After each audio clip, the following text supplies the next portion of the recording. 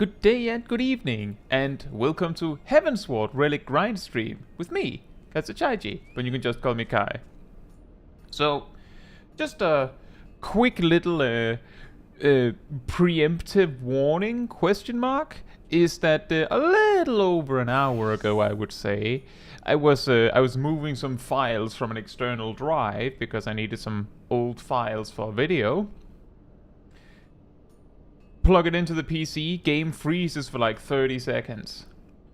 Once I'd finished and unplugged it again, game froze for another 30 seconds. There hasn't been any issues before or since today. There was something where the game was a little slow to start. Sometimes PCs have bad days, right? But if the stream suddenly just dies or something, then that would be why. Yeah, exactly, Zav. USB be like that sometimes. I'm pretty sure it's not the first time I've seen that, like, in general, but I have like a list where I write down whenever this PC acts weird, because some of you know that this PC has had a little bit of a history. So if it suddenly develops into something more, then there is, like, you know, a paper trail of that. Oh yeah, it also did that thing. But yes, now I've said it, so now you know if the stream suddenly just dies, you'll be able to see what went wrong, probably on the Discord. I'll probably say something somewhere. With that said, hey Taldemar, hey Zav, hey Lana, hey Ross, hey Clove, hey Agent Monica, hey GTU, hey Vost, hey Skunk, hey Vince, hey Aria, hey Murfolk, hey Cyanide, hey Selly, hey Milo, hey Aerodel, and hey Nox. Hope you're all doing very well. And thank you so much for celebrating 3 months as part of the Cult of the Pink, Clove. A milestone, chat. Nice. I thought it was something you got whenever, like, you continued a membership, so that it was like some sort of like compensation for the fact that if, like, you're just continuing it, it'll like give you an announcement you can use for it. I don't know quite how it works, but hey, neat. Your RAM did not like you moving files with Civ open. The funny thing is, merfolk, that I've done this before and it didn't do that. But, I mean, it should just work.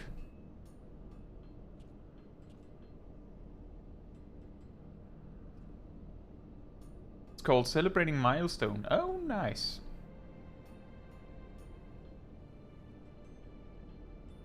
Right, so, last week, we finished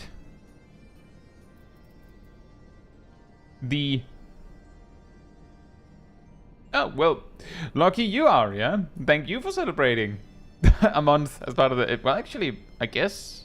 Yeah, a month as part of the Cult of the Pink. Thank you so much. Even if it's just because you're lucky. You were still there. And hey, Steve, hope you're doing well. It's not a nuclear war you got hit... it's not a nuclear war and you got hit first, then. Yeah, exactly, it's not that. It's probably not that. Let's hope it's not that. Anyway, last week we finished the Realm Reborn Relic Weapon for Black Mage, and this week we start with the Heavensward one. There's something particularly interesting about the Heavensward Relic Weapons, that if you already have a finished Realm Reborn one, you can skip the first step. Which is normally like involving a bunch of fate spamming. Not specific fates, just fates in specific zones. A little bit akin to Atma farming from A Realm Reborn. And we will be making use of that. If I can figure out how to do that. I don't know why on earth you would hand in your AR relic for a fate farm that's easy. The reason why you would, Clovis, if you do, then you basically make it so that the game acts like you always have this in your inventory. Like, it basically notes it as if you permanently have it, so you don't need to go and grab your relic weapon from a retainer or something to be able to buy the replicas. And I also already have a replica. So if you're never gonna use this weapon, like practically speaking, then you don't, like, then this is basically frees up an inventory slot. Hey Charlie, hope you're doing well. Says, how do I make gil? That is very complicated. There are many ways to make gil, and I might not be the best person to ask on that. The main way I make gil is simply by playing the game and then selling the stuff I don't need and then just not spending too much.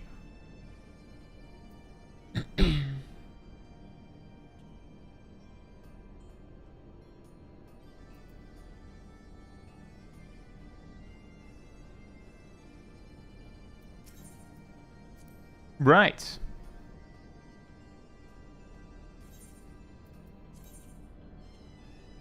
I say, Caitlin, hope you're doing well.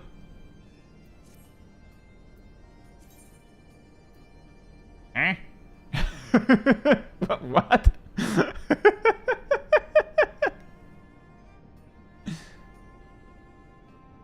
How not spending too much? Well, the thing is, Ilana, for the most part, I didn't, like, spend less when I started, like, being handed stuff from people.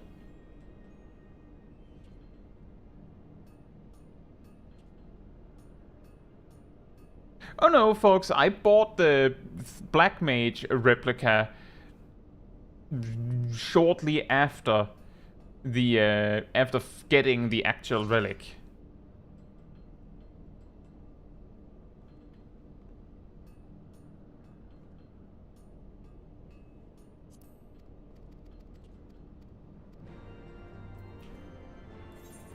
Right then.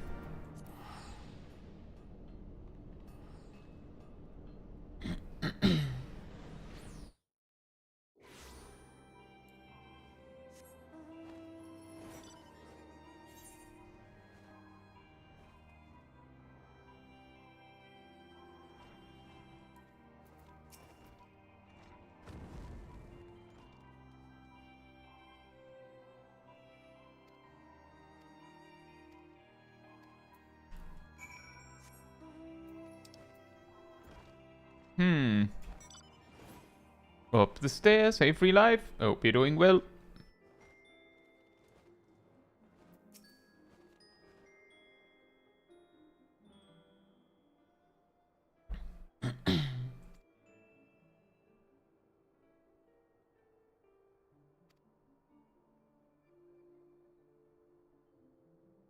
So you mean I shouldn't have spent my only 15 million gil on gear for week 1 savages?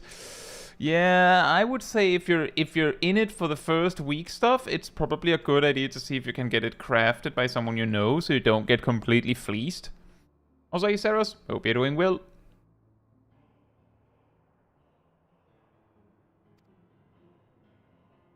Oh dear. Thank you, Skunk, and enjoy your grind.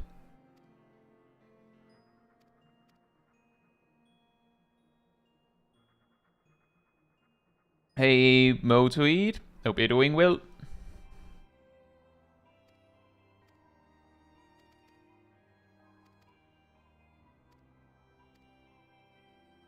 So, at low levels, you will probably, like, if you have Blizzard 3 and Fire 3, and you're not reasonably high level, most of the time you'll switch to Ice with Blizzard 3 and switch to Fire with Fire 3, like, actually without Transpose.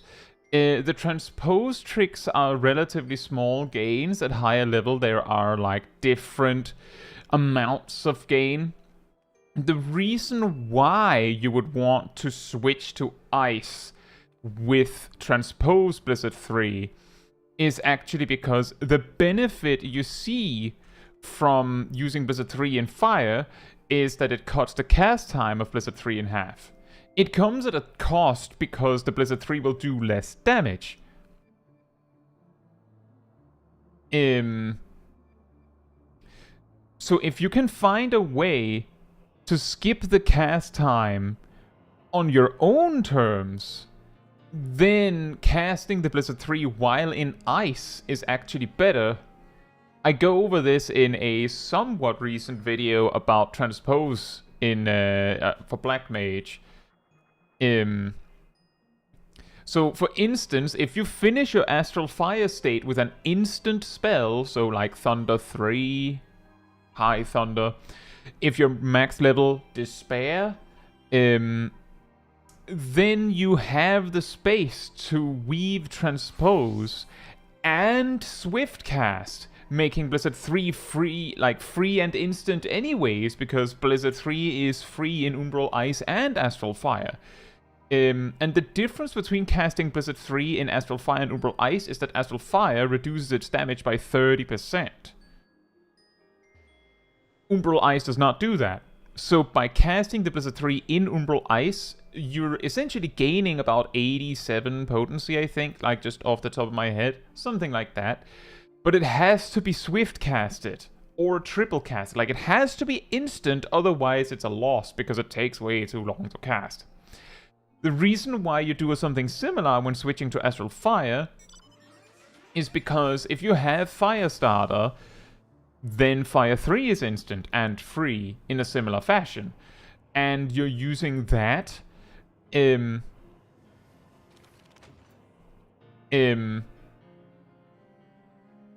because for the same reason that Umbral Ice reduces the damage of Fire 3. And the thing is, once you get Fire 4, you would rather spend as little time as possible on spells like Fire 3. So, and this is also something that I go over in that video that I already linked for me. Before you get Fire 4, casting an Astral Fire 3 with Firestarter is great because it's actually your best spell for single target. But once you get even better spells, you'd rather spend that time casting those spells. So by holding that Firestarter, and then when you're finished in Umbral Ice, you transpose into Fire and then cast Fire 3, you're trading having to cast a 70% power Fire 3 and a 180% Fire 3. You trade both of those in for one 140% Fire 3.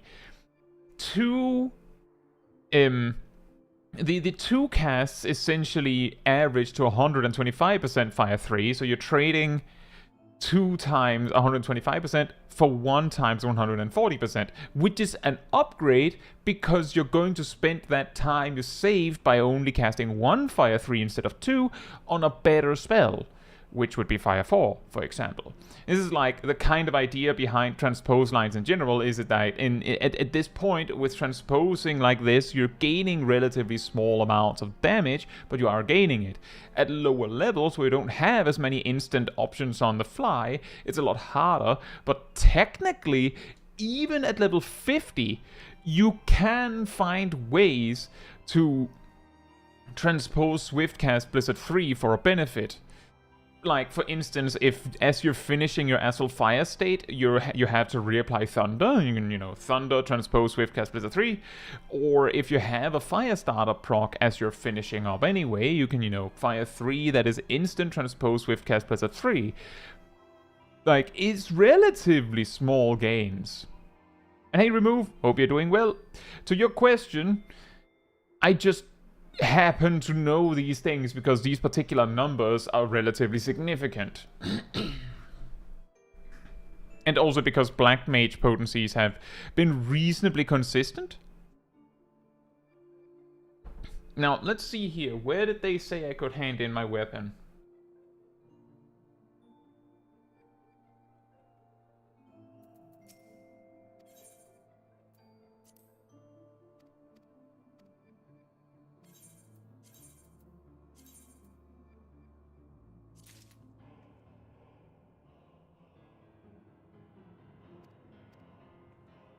I know, Rust, I was scrolling up to find the text. But yeah, Moto8, if you want the greater details, I explain it in the video Ardell posted.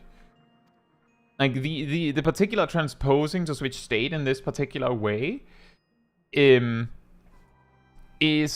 like, nowadays, some of the most quote-unquote basic optimizations a Black Mage can do. Also, hey Naomi, we're doing well.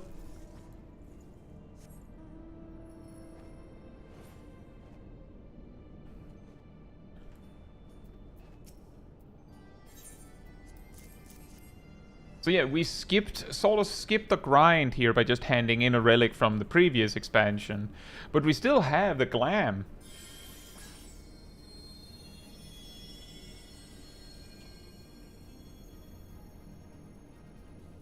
Which is what really matters, right? I'll say, hey Alejandro, hope you're doing well.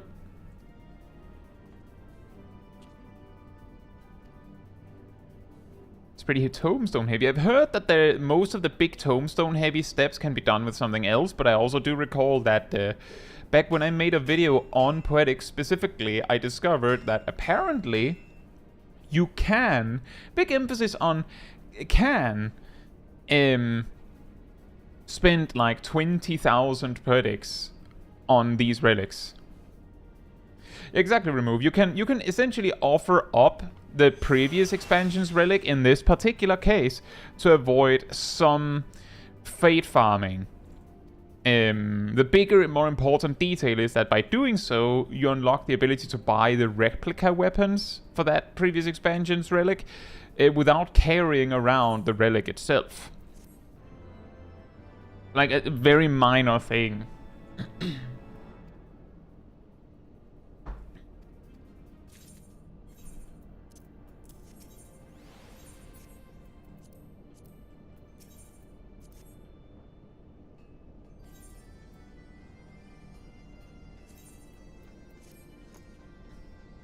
Thank you, Aradil.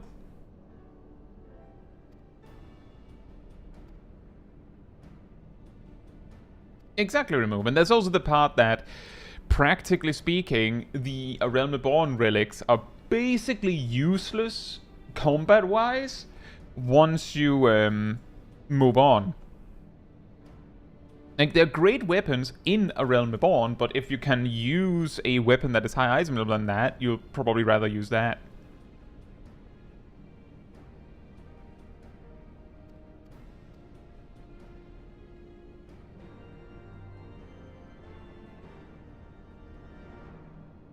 One of them is purely Poetics. Ooh. Well...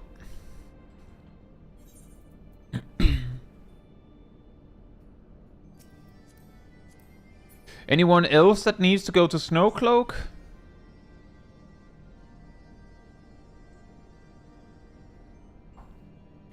They're great in Dusk Vigil and only Dusk Vigil. Yeah, I suppose so, but they're like only if you actually set them up with the correct materia. Otherwise, you're probably better off with like a Savage weapon or, you know, a Final Call to Bahamut.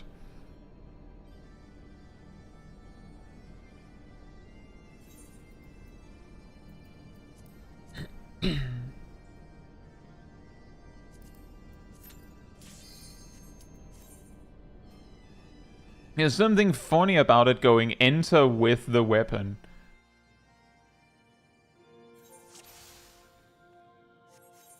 Did I not do this? Are we... I feel like it's worded weird. Is it trying to say that I have to exit with it when it's saying enter with it? Hey Gleaming, hope you're doing well.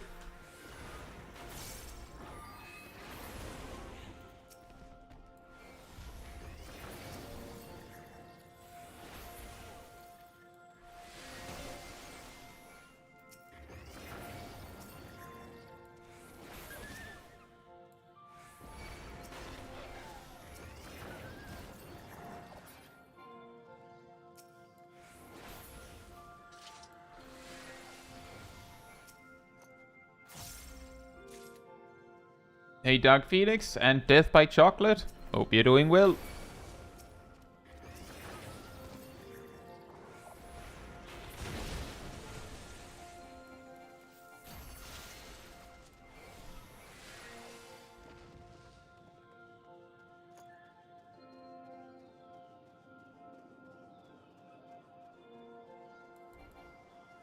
Yeah, it's certainly not the worst way to go out, is it, Alejandro?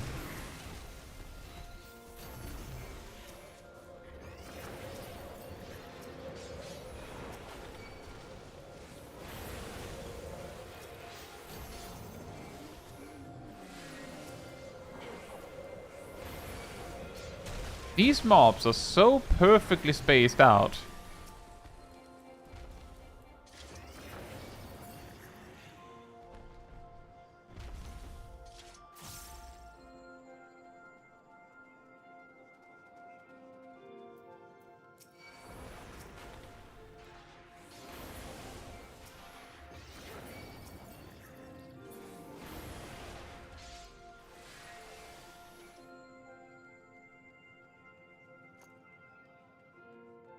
I don't really need the power boost from using my proper weapon, which is why I'm just using this one, even though I don't have to use it until the very end.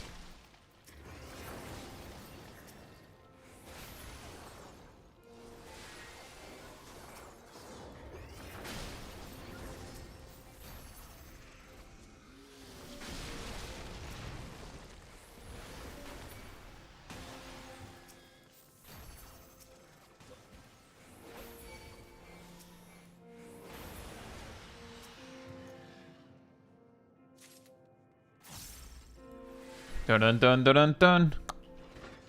About 3 minutes. That's pretty good, I guess.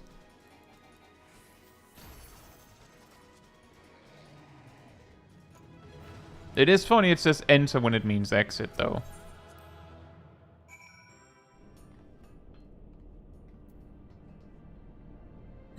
And now do it again with Sastasha, with Sastasha hard.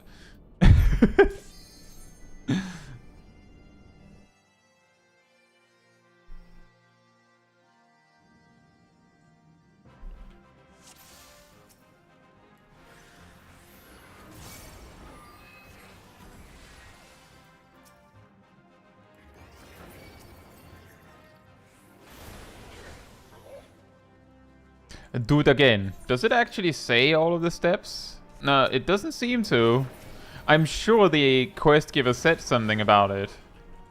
But it's pretty funny that it's just like, do this dungeon. Alright, now do this dungeon. Okay, now do this dungeon. Oh. That's neat.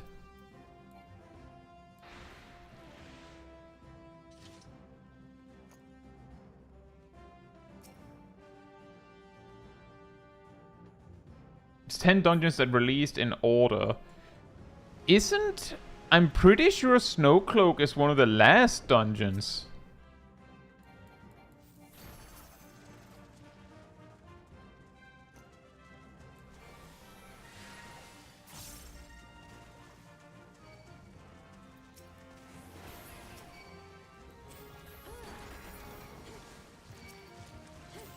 Oh, Alejandro, I was using it as my glam. It's just that I can't do that while also using this. Well, I could. There's just no reason to glam it every single time.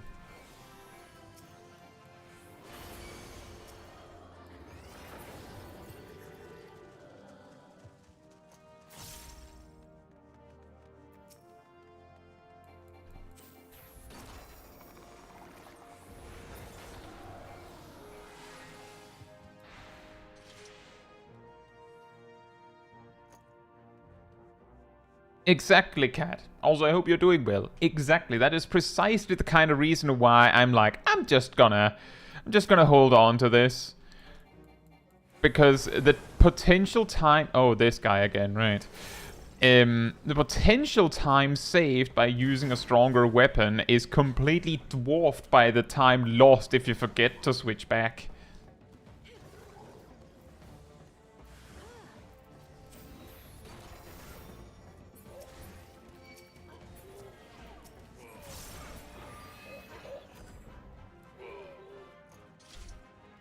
Snowcloaks are such a hard and Khan hard, all released in 2.4. Right.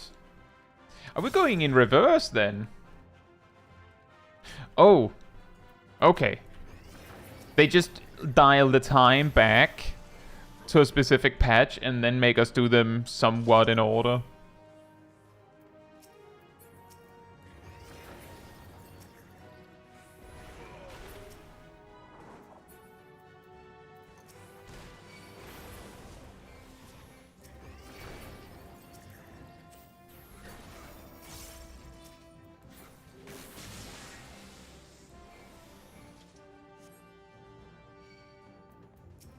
Doink.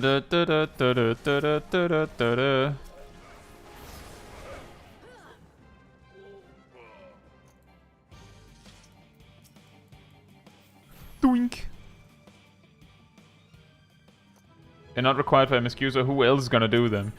Yeah, that is actually something that I've talked about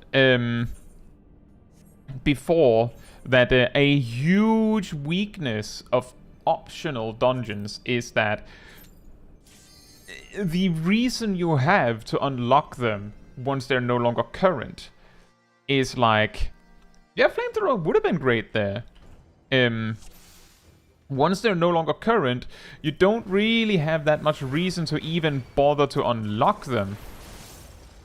Unless you're like, I don't know, in the middle of, like if you're unlocking Mentor Roulette or something. Hey Cole, hope you're doing well.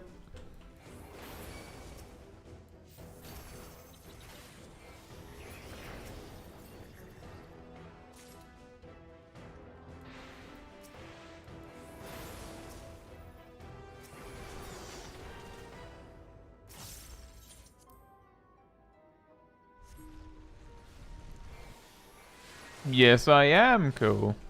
Just doing all of them on Black Mage, as you can see.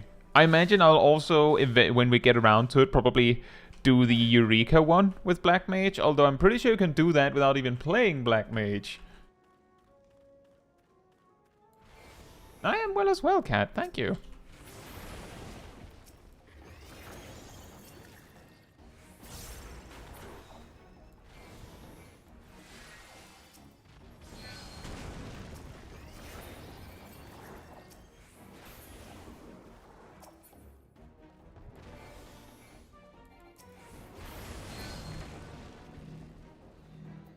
Why are you doing it without a Chocobo, Cyanide? Although, if you're a healer, you're probably not missing that much. I feel like the biggest gain from having a Chocobo companion for Fates is that it can heal you. It's surprisingly, like, yeah, it does add to damage, but it's surprisingly little how much damage it has the capacity to do for you.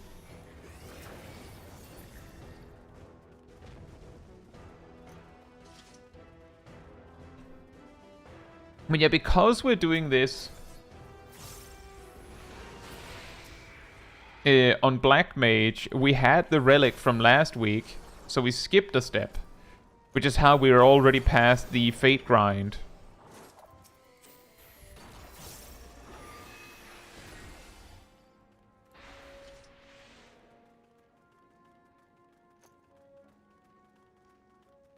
Hey Ham, hope you're doing well.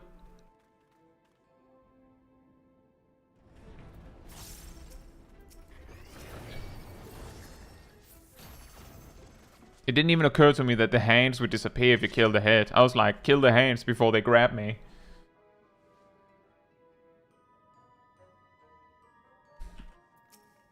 Thank you for the reminder, Ham.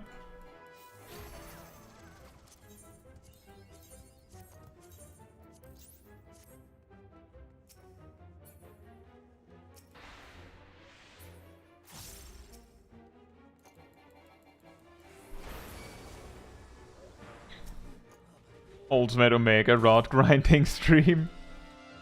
I'm sure that one looks great too. And one day we will probably get back to Uwu. But that's not top. So one step at a time.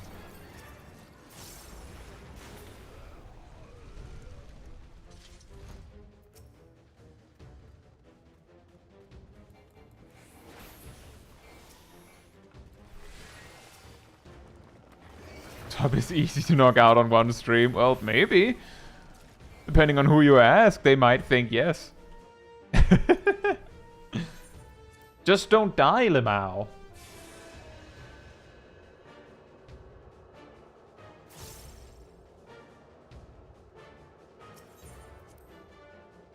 After P8S this week, you guys have to go pull top. Experienced Looper just to say you have. I mean, depending on how fast we actually get the mount farm, we might even start on P12. But we might just go in just to see it. That is a good point. But I feel like I got kidnapped here. Also, hey Grand Curator, hope you're doing well.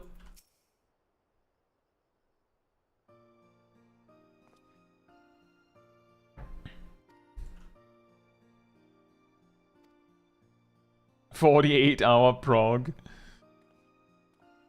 I don't know if this has changed, but assuming it has not, keep up the lake.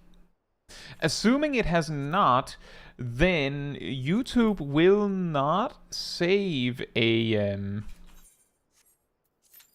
stream VOD if it's over 12 hours long. So we'd have to do that in 4 parts anyway.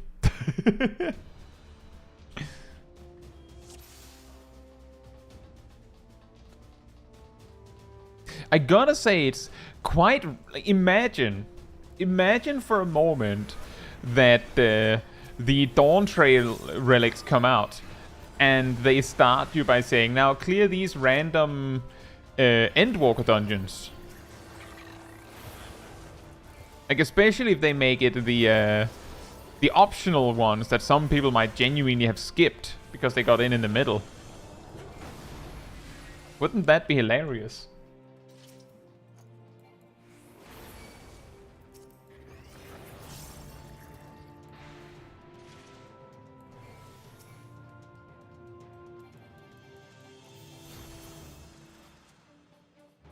Yeah, now go do Tender Valley. Yeah. Do Stigma Dreamscape, Smileton, Dead Ends, and then do Tender Valley, Ghost Park, and Alexandria again. Just cause. Do Ghost Park 100 times. Now that is evil, Cole. That is evil.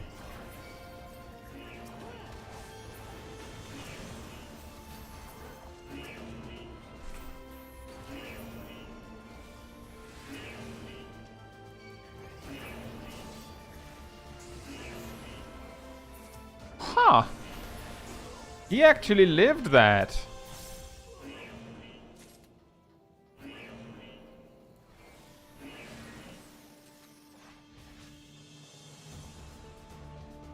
Tender Valley hard win. Oh, it would be pretty cool if they made hard dungeons again. By hard, I mean the like revisits of dungeons.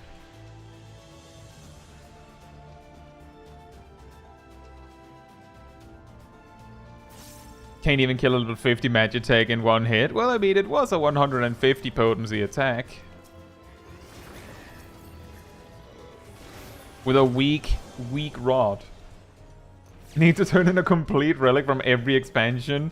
They finally wrap up the whole using Shadowbringers and Endwalker relics for optimization in old content by demanding you hand them in.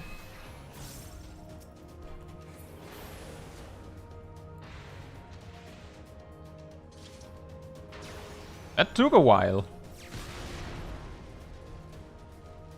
Vanguard hard. Vanguard could actually be pretty challenging. Chonky boy, wow. He just took that like a champ.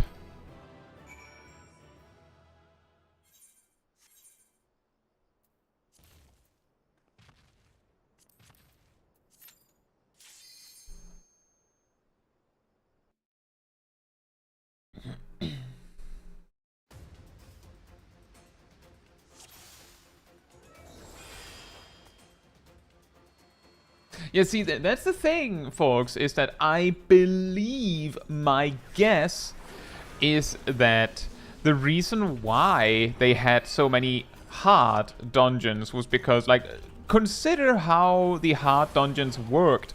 For the most part, they basically reused the entire map of a dungeon. Like, they straight up just reused the whole map. So they did add a few new enemies and such, but largely speaking, the hard version was basically them going, we couldn't be bothered to make a new area, so just do this dungeon in reverse. We put new mobs in there though. I'm not saying that as if it's a bad thing. In fact, the fact they could reuse those, like, such a huge amount of assets is probably why they could get away with adding more dungeons in the past. Possibly. And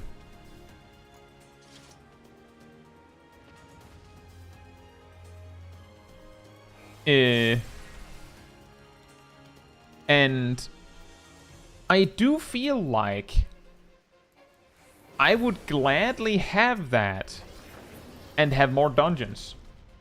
Exactly, new lighting, new mobs equal new dungeon. Like, that's what I mean, exactly. I don't know why that's suddenly not good enough. Or maybe it's just that they've deemed that it's not worth the hassle. I don't know.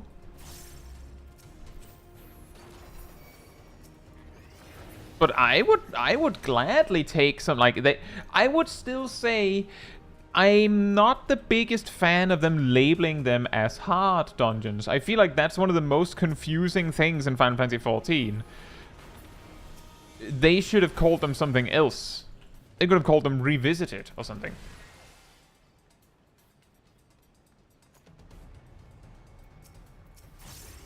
Oh, Gleaming, the reason why you'd hand it in is because... so, here's the thing, Gleaming, and just in case you are behind... Just letting you know, I feel like we talked about that handing in, like, a bit more than a few minutes ago. Just a check-in to make sure that you're not behind on the stream. And if you are, perfectly fine if you are, but just, you know, a check-in. The reason why you would is because the Realm Reborn weapons are not, like, anything particularly amazing once you have better weapons.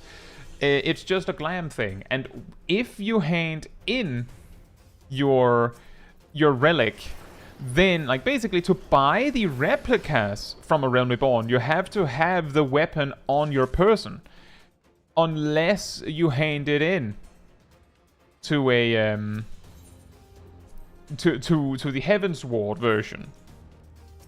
Like, if you give it to them, then they basically give you a special hidden ticket that says that you always have it on you. So it makes it easier to deal with the replicas.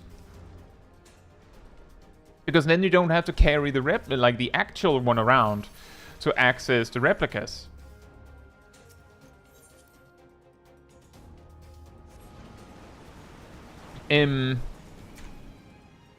But yeah, the same argument that makes it so that I can see why you wouldn't, like, why they wouldn't bother adding so many optional dungeons, because once it's no longer current, people are just not gonna do them, is the same kind of argument as to why they probably are not spending time on making, you know, revisits of dungeons. Because they would, most of the time, also be optional. But I'm just saying, if they made it a little easier on themselves to make those optional dungeons, maybe they would feel a little bit more inclined to make them.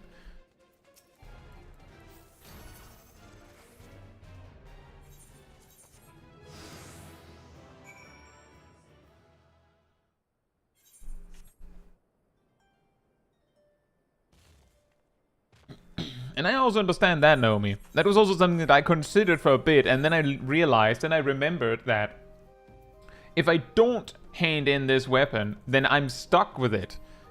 And I don't know if I want that.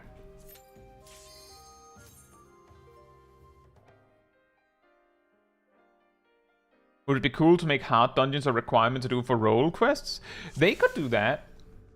The thing is, most of the time, like, for those hard dungeons to make any sense at all, they need to be max level dungeons, and by that point most of the role quest line is already over.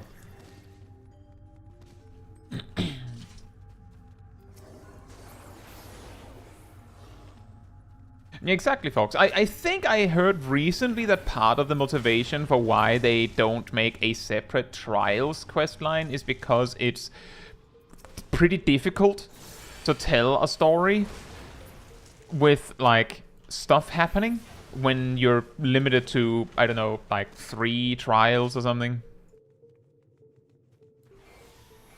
But then I'm like, I read that and then I'm like, so add dungeons to it? Why not?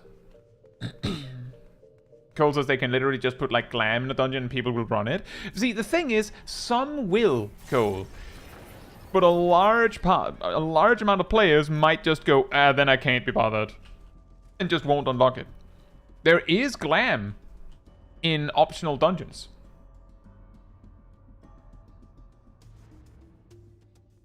But a large part of it can also stem from them going like people going like, well, I mean, it's older equipment. It doesn't look as good as the new stuff. Hey, hope you're doing well.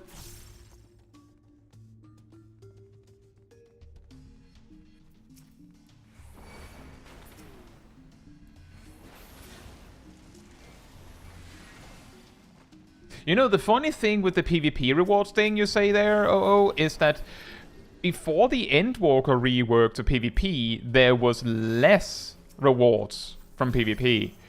And when they added these Endwalker rewards, there was actually a huge influx of players AFKing in PvP because they wanted the rewards. The best way I could put it is that some of these players, and I realize that, like, for most of you, you'll hear this and say, who would think that? But I'm not joking. These people actually thought this. They would AFK in PvP because they paid their subscription. They felt entitled to get these rewards. So them being locked behind PvP justified them AFKing in PvP. It should just not have been rewarded from content they don't want to play. Which is absolutely ludicrous, right?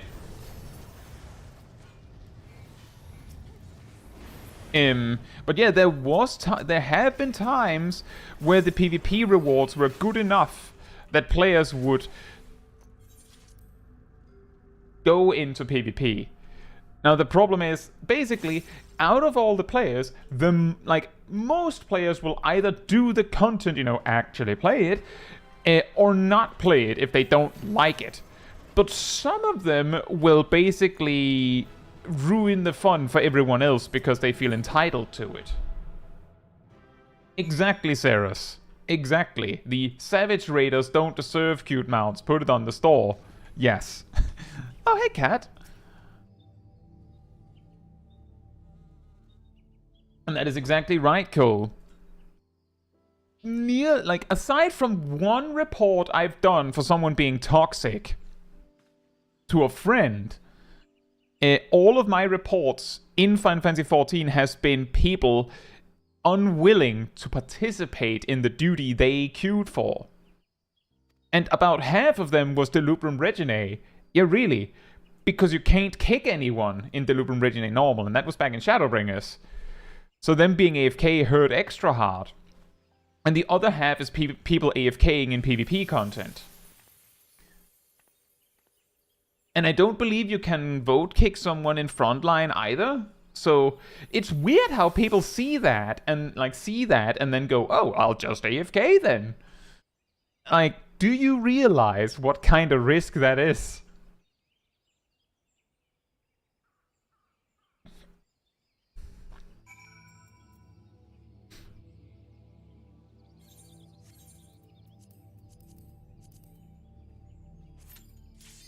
Oh, did you want to join, Cat?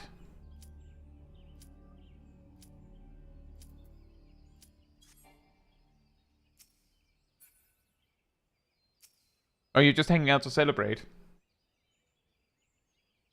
Not really, no. Fair enough. Just making sure.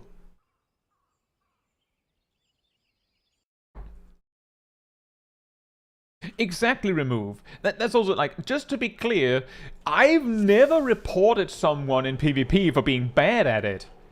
I've only reported people in PvP for not even trying. Like, that's the difference. At least try.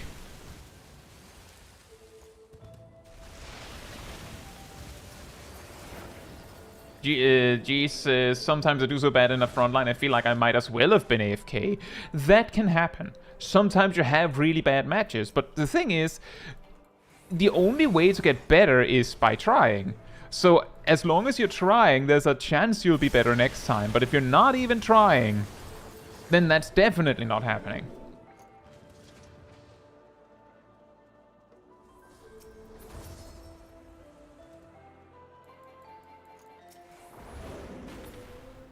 But yeah, sometimes, like, some players have to start with being so bad that their presence might actually be detrimental to some degree because of how Battle High works and all that. But the only way to get better is to be allowed to do that.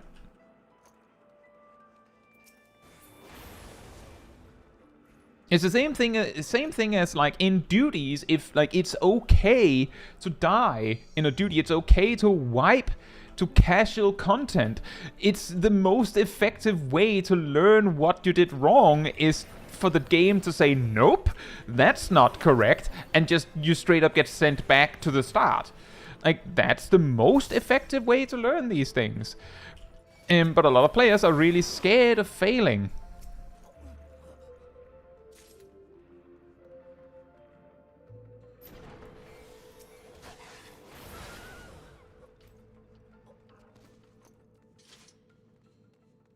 OO says there's an AFK timer, right? Seems like more effort to prevent getting kicked out of the duty than participating. I'm not joking, OO. Most of the time I catch someone who's AFKing in frontline, you find them doing this. Like straight up this. Just into a wall. And if they're not doing that, you'll find that about every minute or so, they'll take one step and spawn. Like, they'll just stand and spawn, and then like every 30 seconds to a minute, you'll see them do this. Just one step forward, and then maybe one step to the right or to the left, so they don't exit spawn. They can do that with a keyboard macro. Like, not an in-game actual macro. They'll just have... Like, they don't even need a macro. They can just have a physical object that, like, you know, like in that Simpsons episode, just poke a key every so often to make sure that you're not AFK. The funny thing is that if someone is legitimately like, oh, something happened and they ran from the PC, and you can just go, oh, that's not very nice, but stuff happens, they'll probably get kicked for AFKing, I'm pretty sure. That's a lot more excusable. They should have left, right? Like, they should have left, but sometimes life happens. But when you see them take one step forward like that, then it's 100% fully deliberately AFKing. Like, they premeditated this AFKing session. And that's when it starts to become, nope, not having it. Also, hey, dear Muslim Pal, and Dave Ruru, hope you're doing well.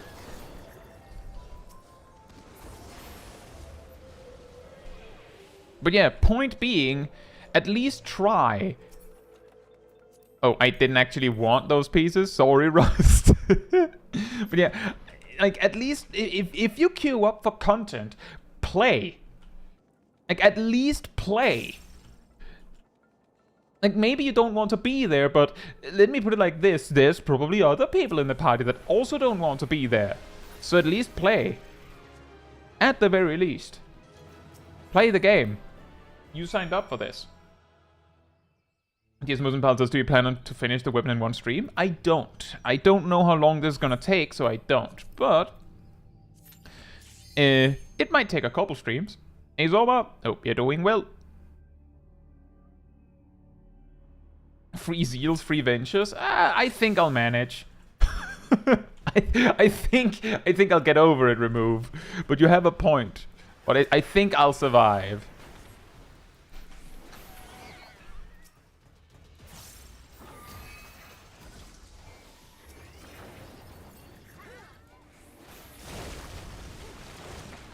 Just to be clear, I've never done the Heavensward Relics before, so there are no steps that I know I can skip. The only step that I know that I have an easier time with is the step that requires these 4 items, because Rust gave them to me. That saves me a small amount of time. But because I don't know how long it's gonna take, I'm not gonna promise anything that I can't safely promise.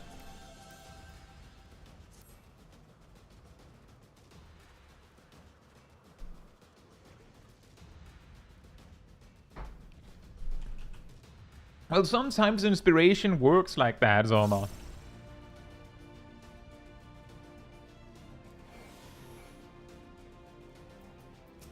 Gleaming says, my big life happens story with this game is that time I got dropped into the vault and then ended up on tornado warning before the first boss. Oh boy. But yeah, exactly. Exactly. Sometimes life just gets in the way, and sometimes you don't have time to leave, like to exit the game. You just have to run. Sometimes life is like that. And that's why, like, if you see someone who's actually just standing AFK, like, I'm just saying, sometimes you'll have reports that end up being those kinds of players, but the thing is, it's going to be a lot easier to explain it if a GM actually approaches you about it, right? It's going to be a lot easier than, like, go, you shouldn't AFK in frontline, and you're like, well, yeah, I know, I'm sorry, I was going to die, right? I imagine, given that the GMs are GMs and they don't just punish you with no interaction as far as I know, that would be something you can overcome. But yeah, the important thing is sometimes life gets in the way. Hey lol Apple, and Randoming Nope, and LNS, hope you're doing well. And then it says, can I ask which server you play on? I play on Louisoix Chaos on EU. When life gives you off.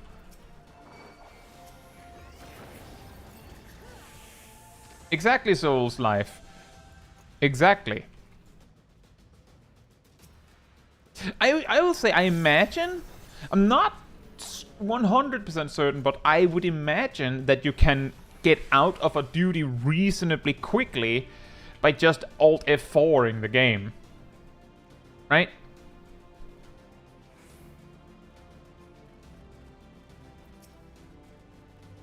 But yeah, in those cases, sometimes you don't even remember to do that.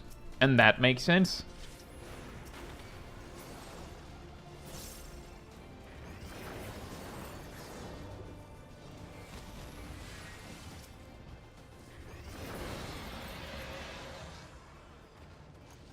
The game refuses to react to Alt F4? Huh. That is interesting.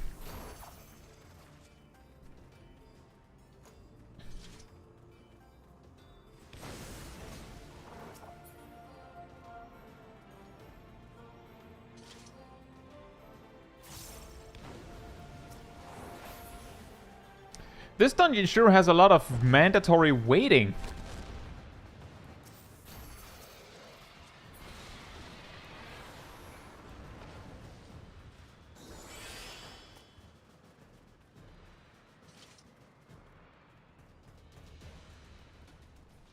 But yeah, I imagine that there's a lot more I would say there's probably equally few cases where someone is AFK because something actually life-threatening is happening, as there are reasonably few cases of people actually AFKing. A lot of the time, people reasonably quickly learn that they can't do that. Most players wouldn't risk that.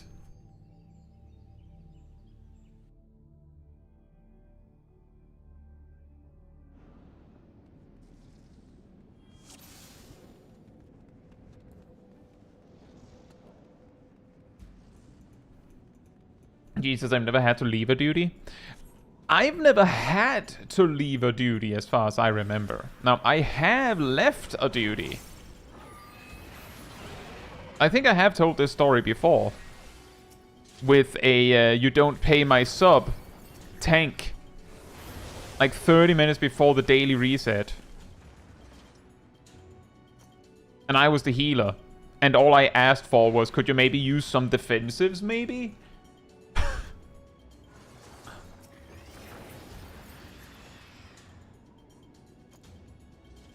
Thank you, LNS. I'm glad to hear that. Yeah, like, that's what it takes for me to leave. And then I'll just take the L and leave.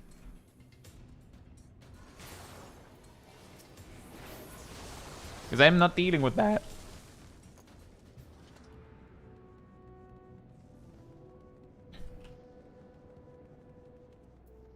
At least not at that time.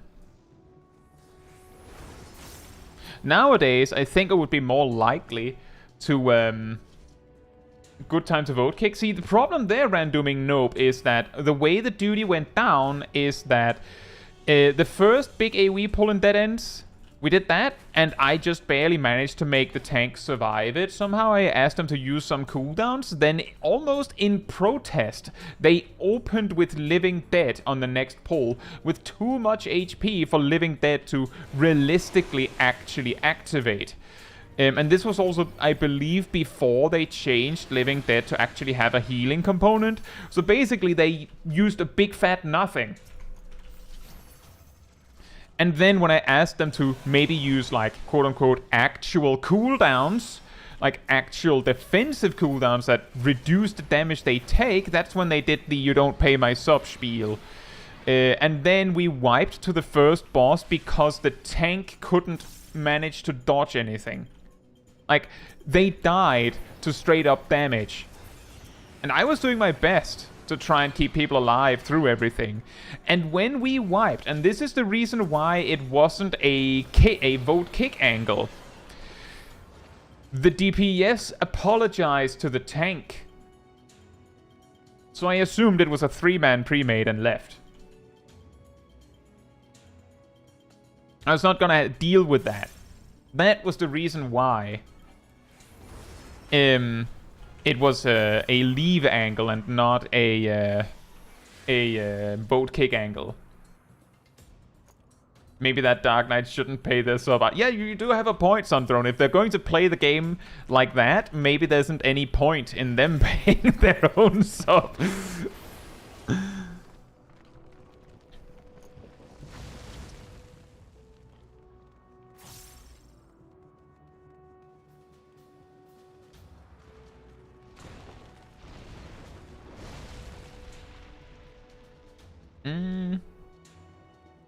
So hey Sunthrone, I hope you're doing well. I feel like it's been a bit.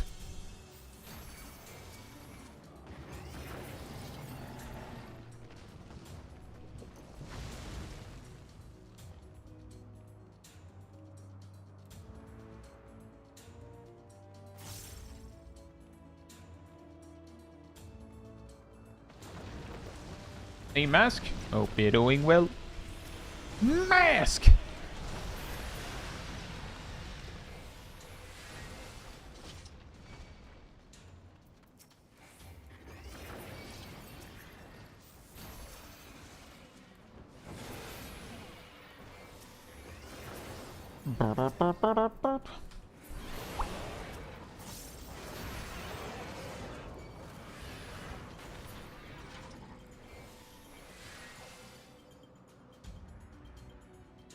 But there are some weird people. Exactly, both the Death by Chocolate and G's stories. What I'm thinking is, like, these are the kinds of reasons why you may have seen a lot of the time in my mentor-related videos that unless the person in question is like vocally active in chat beforehand all on their own, I will almost certainly, like, it has to be very bad for me to actually bring it up. Otherwise, I'll just deal with it. Because I CBA dealing with people that are going to be jerks about it. I'll just not. Very easy way to deal with it is just not have to. Just let them be bad. But if they're actively speaking in the party chat, then I can gauge whether they're jerks or not before asking if I can give them advice. But it gets really weird when something happens like a tank getting really angry that you tell them that they forgot their tank stance. Like, you're acting like I I actually attacked your ability to play the game, but what I actually did was I simply told you that you forgot something. Relax.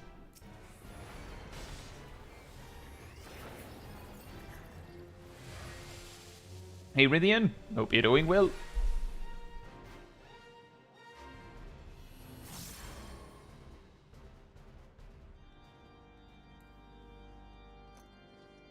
You attack their future grandchildren, how dare you?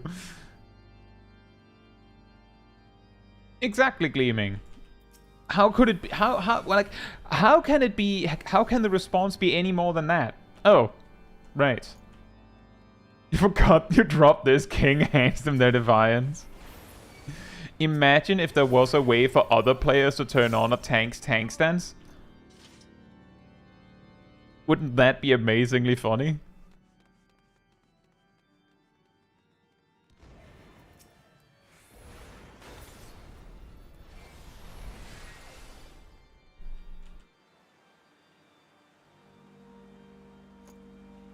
Zolma says in the Nidhogg fight there was Estinian to heal in the past. That's correct. Back in the day, before they reworked the fight, Estinian was in the arena holding up the eye. And if he died, you basically auto-lost. Because the part after the ad phase and all that, where Nidhogg AoEs everyone, you would die if you were not under Estinian's protective bubble. I think you also just fade, like it would. I think it would fade to black if Estinian died, like just in general, but I don't remember that for certain.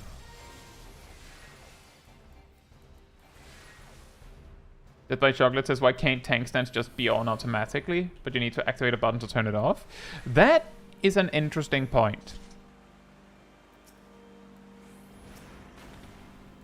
And I couldn't possibly explain to you why not, because I don't know.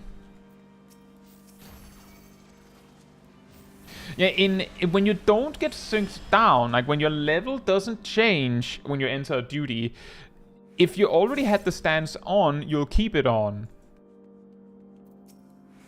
But if your level changes, they'll take it off.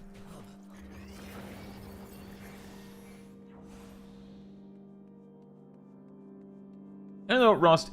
To be clear, the suggestion was, why isn't it... Essentially, why isn't the tank stance opt-out? Like, why isn't it on by default? Instead of off? Filthy rats.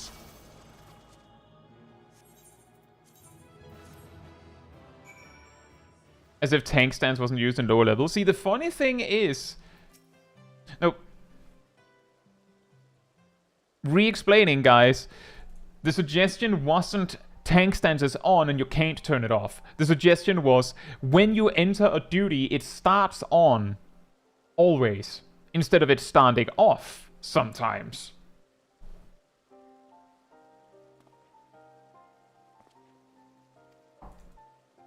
Hey Ashley, hope you're doing well. Sounds like you're not.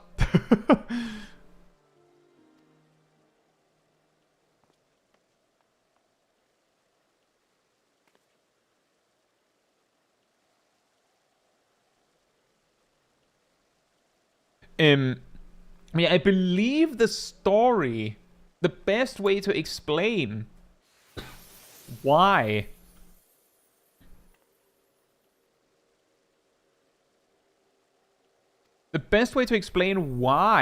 the tank stance used to not be on by default, or at least why it isn't on by default, is because back in the day, tank stances were learned at level 30.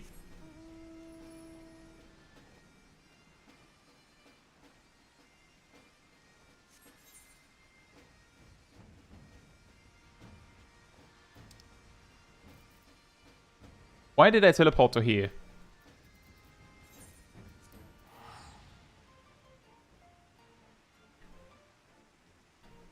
Exactly, Sastasha had no tank stance. But there is an explanation. There is an explanation. So the way it worked originally is that warriors learned Defiance at level 30.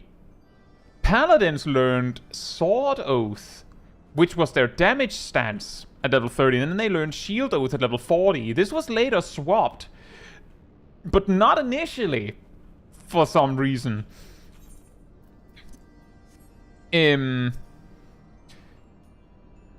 But back then, so before Shadowbringers, tanks had enmity combos.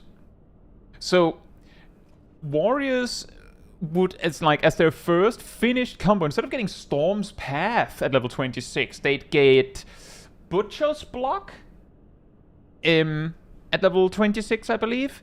And instead of getting Maim at level 4, they got Skull Sunder, which was a step 2. So they got a step 2 and a step 3 enmity combo that had a enmity multiplier. And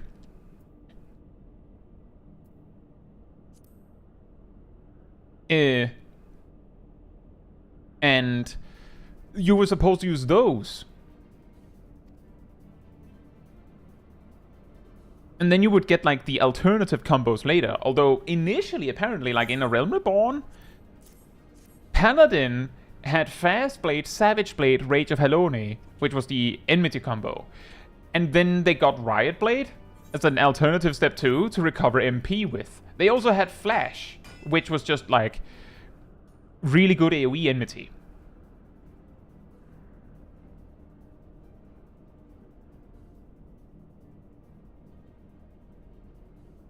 Death by Chocolate says, is that why the AoE for tanks also still saying they increase enmity? What do you mean still? That was added in 7.05 or 7.01? It's actually pretty funny, the thing that folks mentioned about Pictomancer is that in that patch, the reason why this was changed is because basically most tanks would use one AoE combo, and that would do somewhere in the ballpark of 1000 enmity potency because of a 10 times multiplier from the tank stance.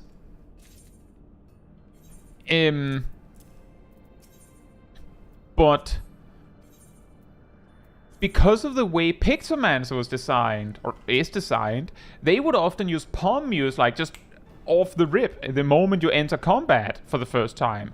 And Palm Muse did 1100 potency, I think. So they basically beat the tank GCD just like that. By doubling the enmity generated by the tank stance attack, they could actually beat it again. But the reason why that's really funny is some summoners would, in dungeons, would off-rip just summon Bahamut and just go blast, and they would steal aggro the exact same way, but it wasn't a problem in Endwalker. Tanks just dealt with it. It's really funny that suddenly was a problem when it was the new job that did it.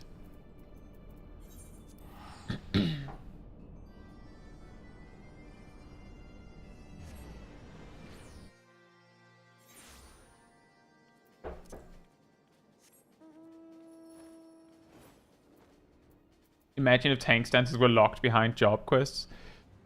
It wouldn't be too bad. I don't think they would lose out too much.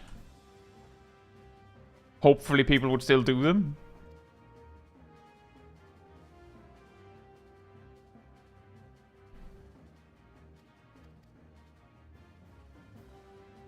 Exactly, Mushroom Man. That's why I thought it was just really funny that that it was suddenly a problem in Dawntrail, because it has always been a thing. It was just like that was a specific case where I looked at the situation and thought, well, you see, what things am I missing? Why is it red then? That is looking really weird.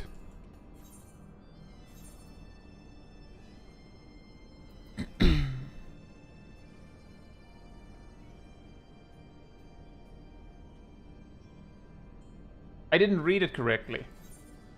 Hey, Sphero. Hope you're doing well. Why do you not do the job quests? That would be that is a bad idea.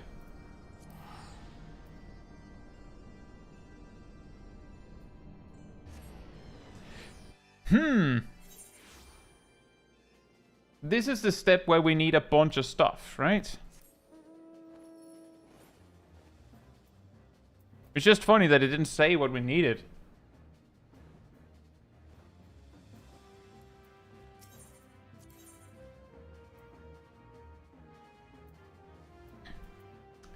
Right.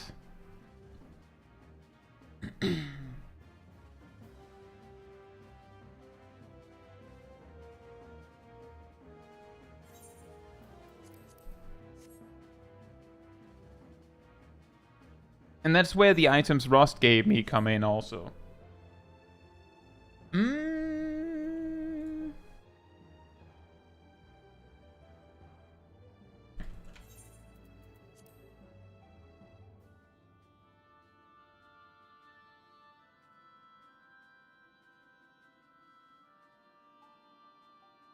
I don't think I have the amount of materials to do it with tribals. Or maybe I do? I have a lot, actually.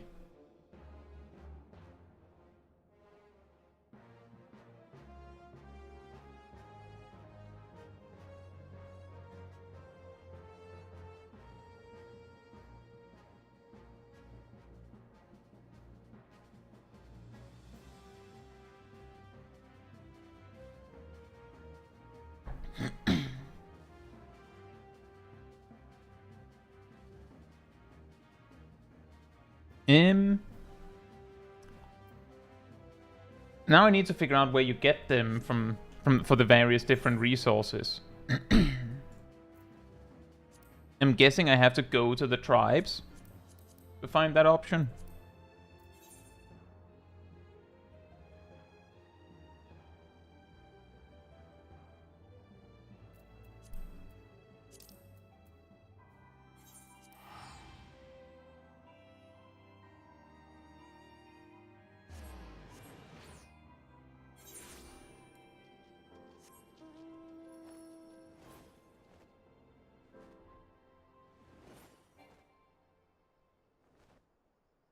Cat says, I was once told in Don Meg that I wasn't ready for wall-to-wall by a Dark Knight who had not unlocked TBN.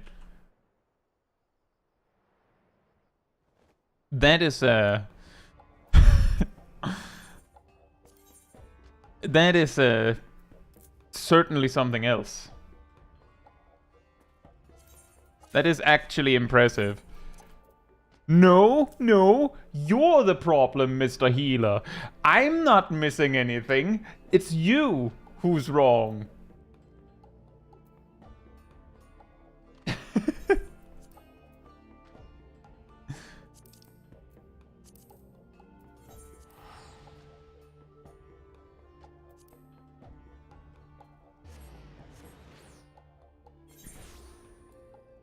Mushroom Man says, I once had a tank and healer pre-made in Don Meg refuse to kill their own vines during the second boss and blame the DPS for not helping them. What were their plan? Like, well, like, the thing is, with that, sometimes with a tank and healer duo that does that, sometimes there is a logical explanation. By which I mean, sometimes it'll be like the healer going, well, I'm not doing that, my job is to heal, you know, like that kind of logic.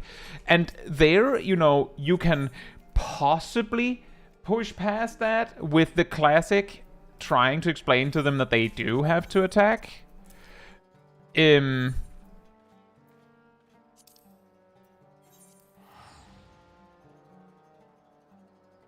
But when it's both the tank and the healer, I'm like, but why not the tank?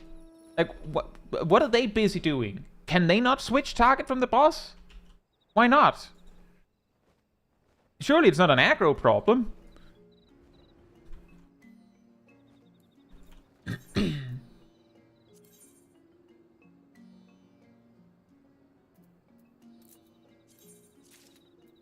Also, hey, it's Tommy Marios and Redmaster. Hope you're doing well. Redmaster says, I was once healing in Tower of Zod. The tank refused to dodge any mechanics and complained I was not healing enough.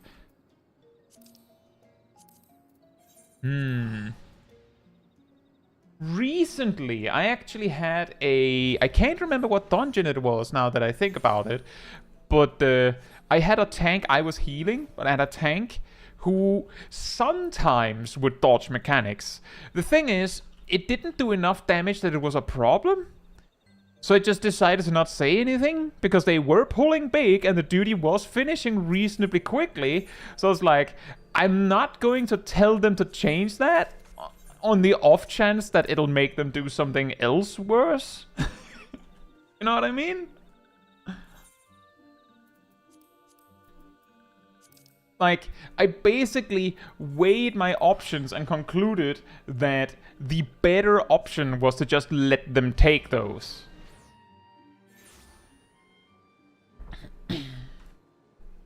Yeah, maybe, Sunthrone. It's just funny that by Dawn Meg, the tank and the healer would probably have realized they did enough damage.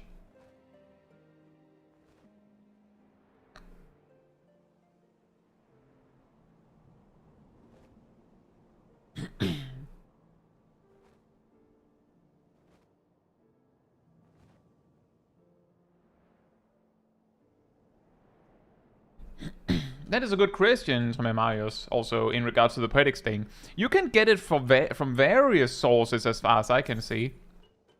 It's just really confusing to find which ones. Especially, it doesn't help that you basically need to know that the specific places have them on offer. To know to go there to get them.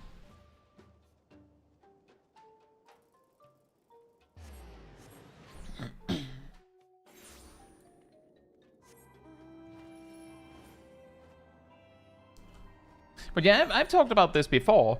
It's a lot easier for people to justify that, no, it's not them that's wrong, it's you. You're the one who's doing the thing that is wrong. It's a lot easier.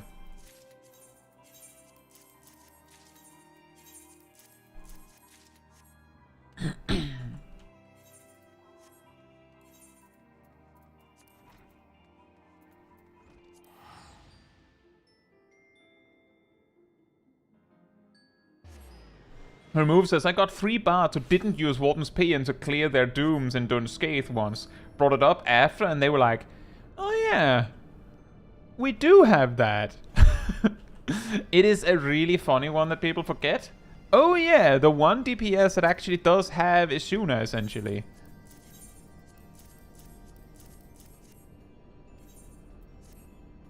Thank you, Aradil.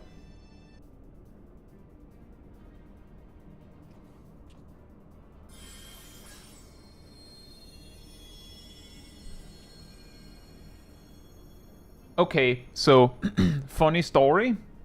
I'm realizing that right now I'm realizing that I didn't actually bring my cup of tea. I'm like 99% certain that I actually made one, and it's supposed to be here, but it's not here,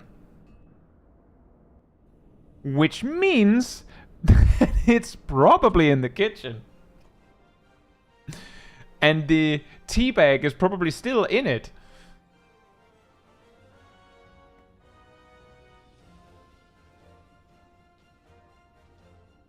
It's like, yeah, exactly, Sunthorn. This is like forgetting your tank stance.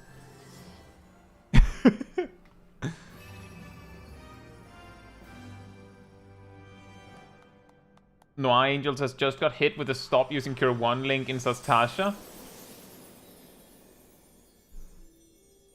I feel like the perfect response to that is, alright, then what would you like me to cast instead, genius?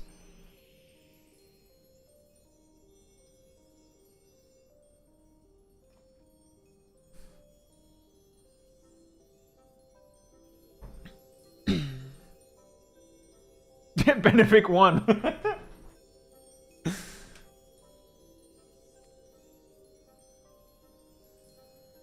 Yeah, it'll be mana tea restored in a bit, Alejandro. We're just doing this, and then I'll probably grab the tea while I'm going out anyways.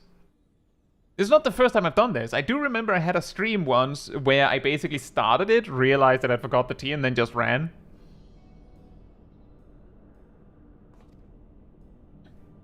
Death by Chocolate. I managed to skip through this step because Rust had given me some of the items already, and I just had tribe items on hand, so I didn't have to spend any Poetics. Heal the rest of the dungeon with only Medica? I mean, it's simply a case of I have a lot of the materials on hand. The way I found that I could spend this instead was that the console games wiki has like an expanded page for this specific part of the quest where it says all of the ways you can buy the items. And I saw that I could spend tribe currency. I was like, well, I never used that.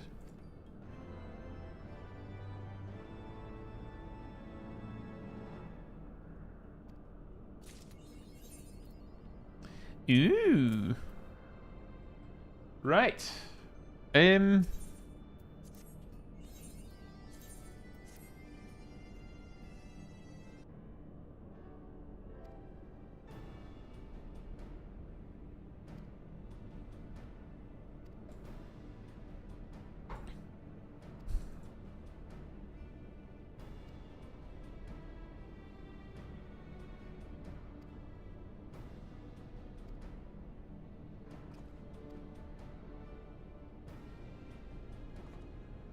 A bit close?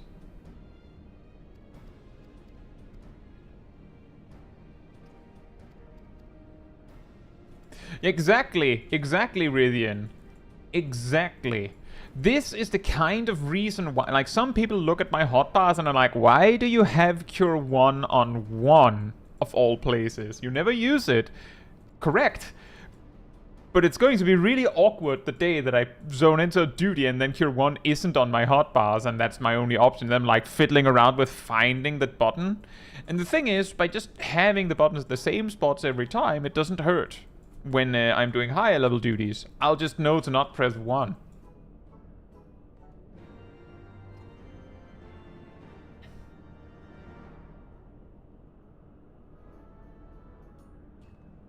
Oh yeah, that is quite close. Hello there.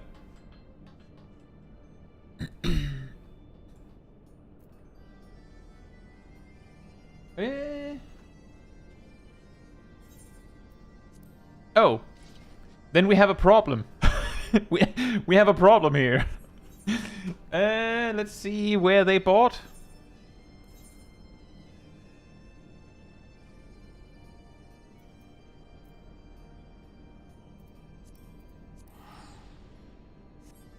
I don't have enough Poetics.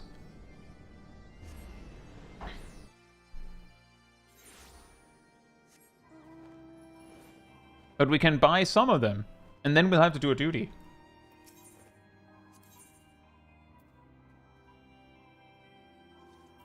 This?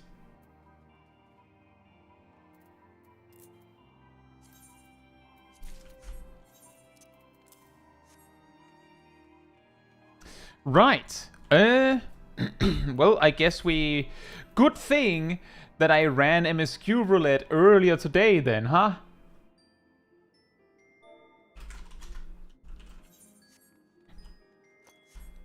But if you would like to join me for MSQ Roulette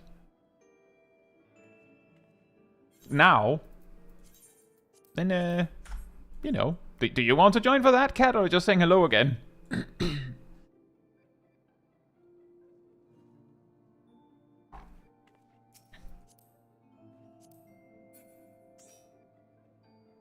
Right. While we figure that out, I'll be right back. In the meantime, sanity restored.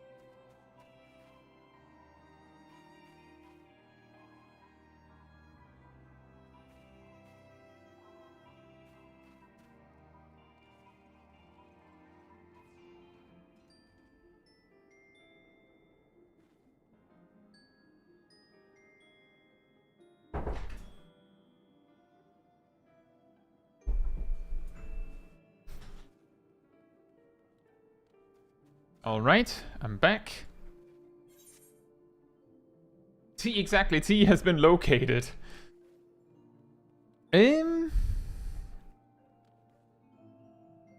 Right, I guess we'll just go as 3 then. I don't want to subject anyone to MSQ roulette that doesn't want to.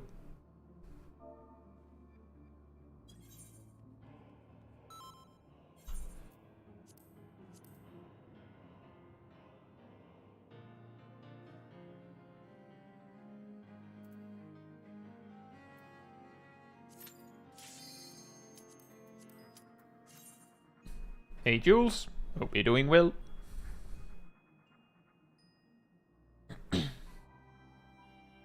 And that is a good idea, Mushroom Man.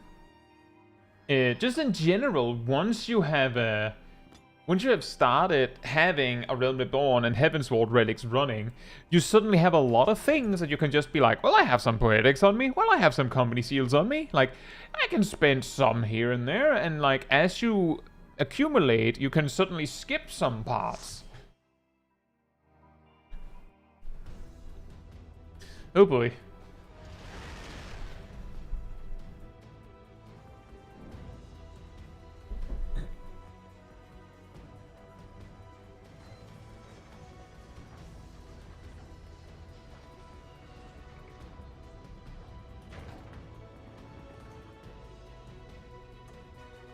Tell me, for whom do you fight? This payment of Poetics, actually.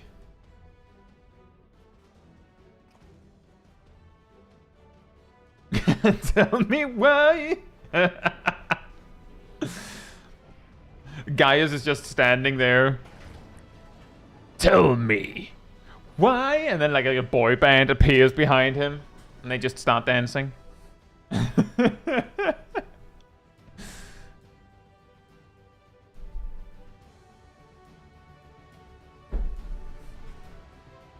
I know it's fair. But we're not saving very much time by doing so.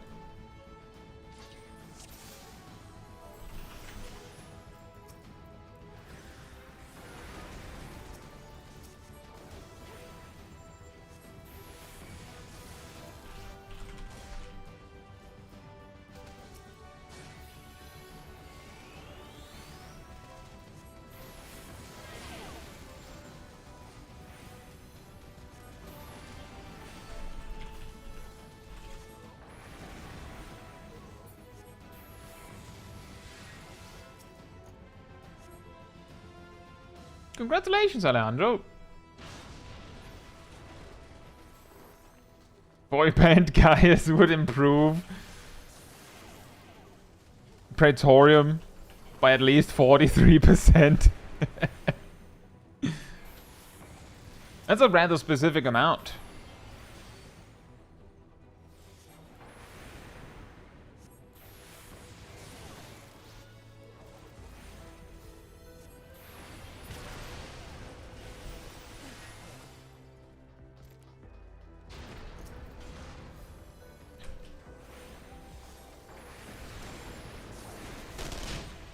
Nhum. Nhum.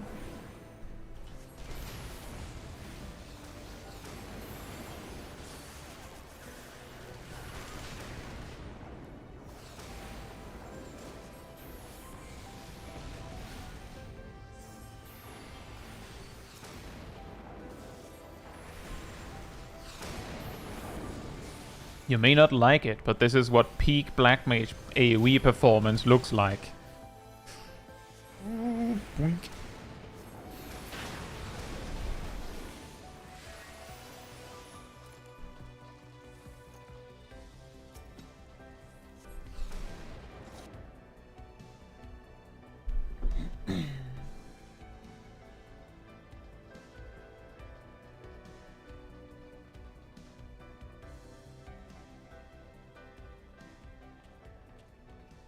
Gaius is Dr. Doof confirmed.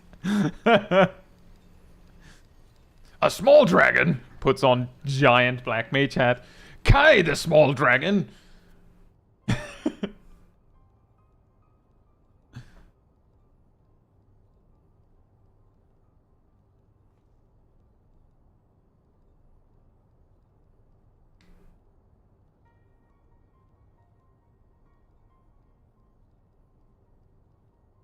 Jules says, I spent months buying all of the mats so that I could just do all the mat steps in one go.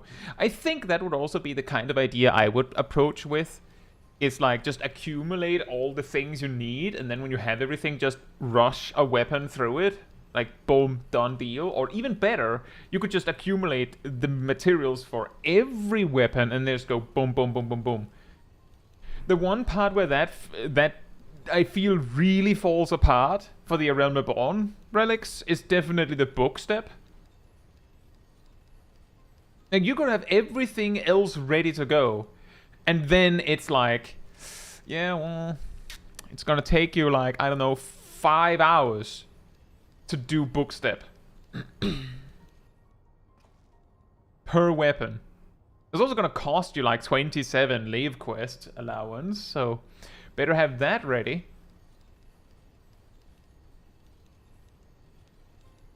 How does a blacksmith forge a book?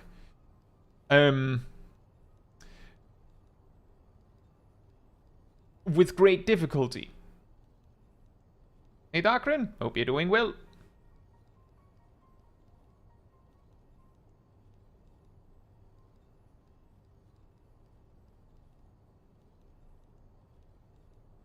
Very carefully. Ding, ding, ding, ding, ding.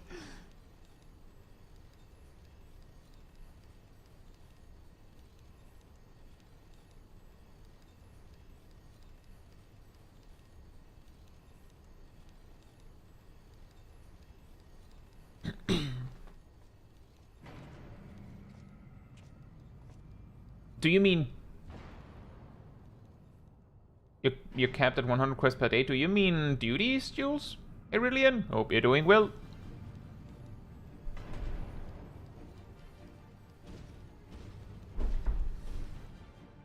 But yeah, true. The best advice I think I could give after having done an A Realm Reborn relic is it seems to be the case that trials do not add to the 100 duty limit. So anything that can be done with a trial and not a dungeon should be the way you do things.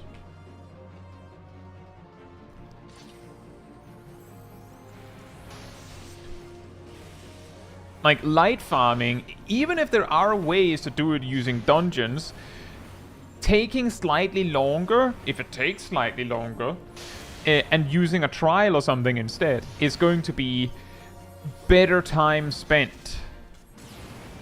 Because you're not going to get blocked by the duty limit if you do it like that. I don't believe so, Jules. I could at least say in A Realm Reborn, like last week, I did both of the light farming steps in the same evening. I'm pretty sure we did over 80 runs of... actually, I'm pretty sure we did... I think we did over 80 runs of Ifrit just for the first one, but I might have heavily overestimated that. It took like 30 minutes, so it probably was like more like 60 runs or something. I might have been close to the limit and just not realizing it.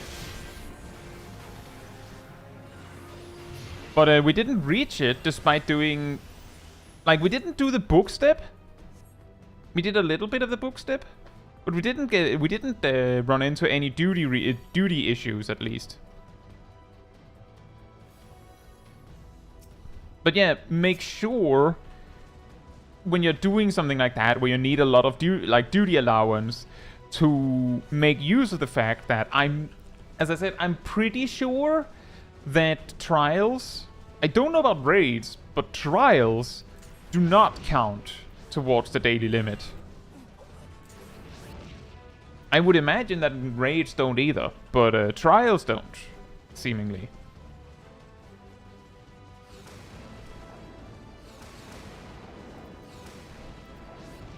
So that's something you can do at least to help yourself a bit if you're trying to do a bunch in a single day. The vehicle part is next!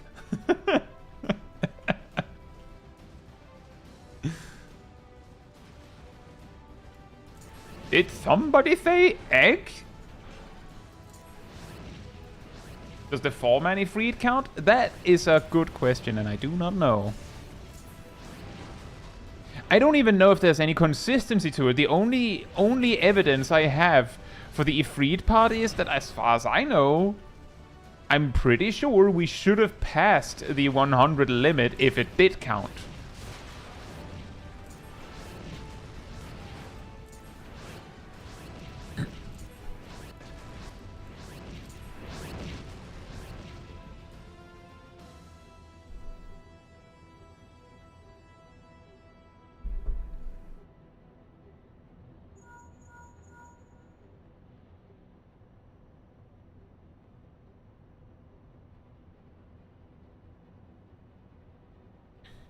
It starts with 10 dungeons.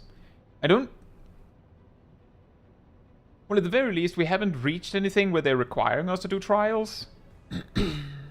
So I'll know that when we get there. But yeah, exactly, Jules.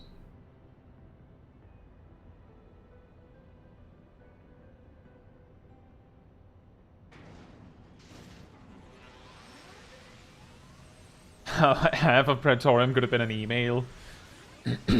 Just a discussion between Sid, Gaius, and Nero comes in. He's like, he's the one actually doing, like, starting the conversation, which is the only reason why he's, like, CC'd to the conversation.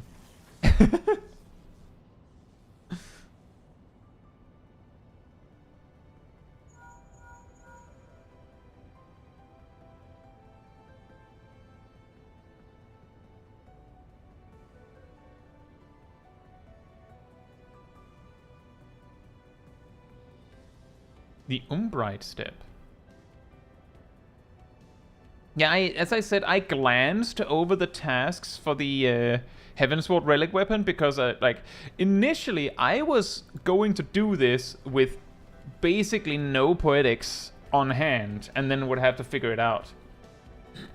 But fortunately, I had some time to collect something.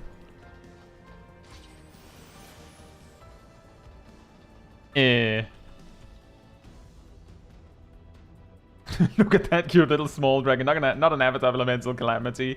Yep. She looks even smaller now that she has a huge head.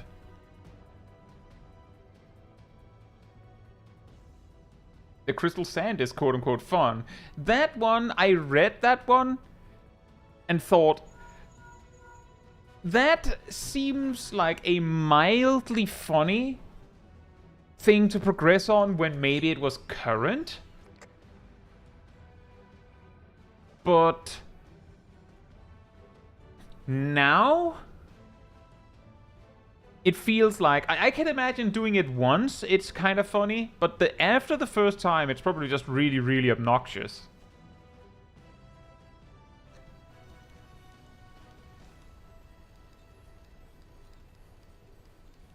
It could be done with crafter scripts. Well, I have some bad news on that front. Yes, I did, Jules. I actually had some basically on day 1 of Cosmic Exploration because Angel just handed me some. I was like, don't you need it for the exclusives from there? And he was like, nah, you can have them. Then I dyed my my Black Mage set. I've also since dyed my healer set.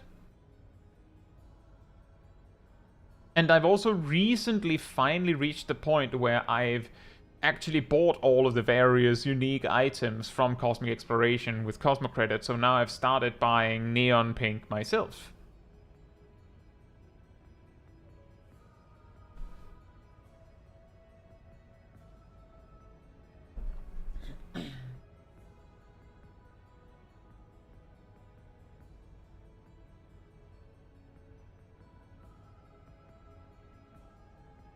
Masters, I enjoy Cosmic Exploration, but some of those A-rank missions are really hard.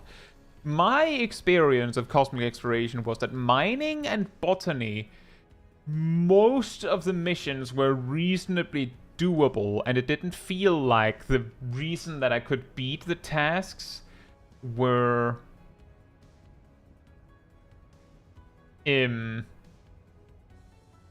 down to luck.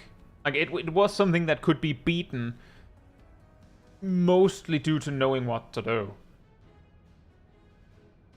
Meanwhile, a lot of like I don't have fully pentamelted gatherers and crafters, by the way, so like I don't have the perfect setup.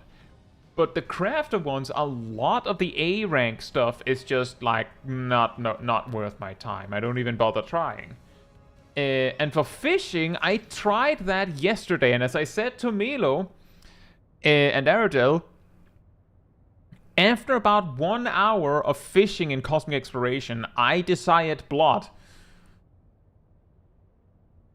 If you know what I mean.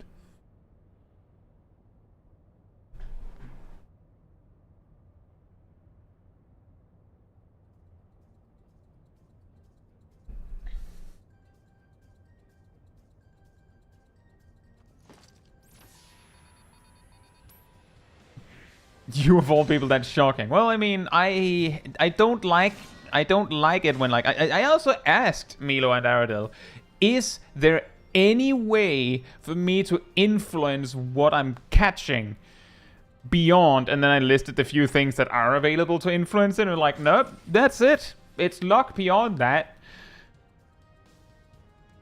Hey Bronzom, hope you're doing well.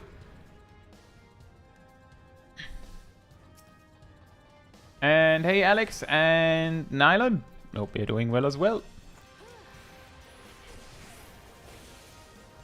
Milo says, you only need about, I assume you mean 3.8k purple scripts and not just 3.8. Which can be done sort of quick if you have the material, if you have materials. I don't. So,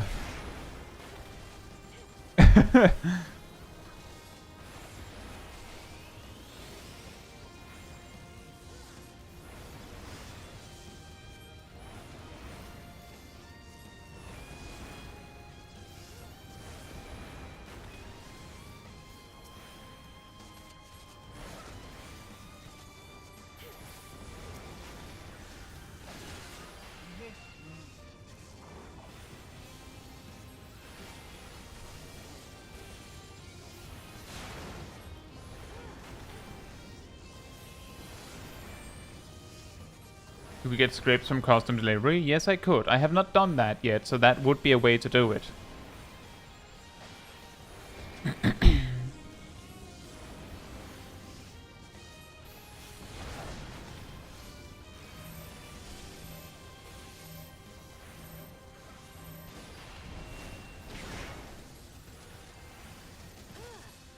Not particularly, Milo. I have specialists as goldsmith, alchemy, and culinarian, if that matters at all.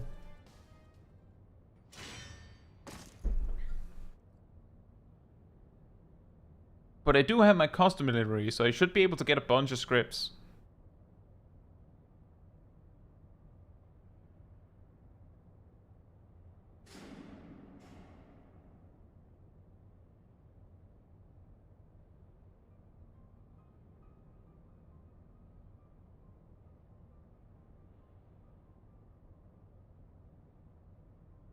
How many does weekly custom give again? A lot is what I remember. If it's the the bonus one, I think you get. I am assuming it. So it was purple scripts. I think you get like 250 or something like that per hand in. So that would be like, if I use both of them on that, it would be like 3,000, maybe more. I might have some on hand already. It's probably easier to check when I'm not in a cutscene.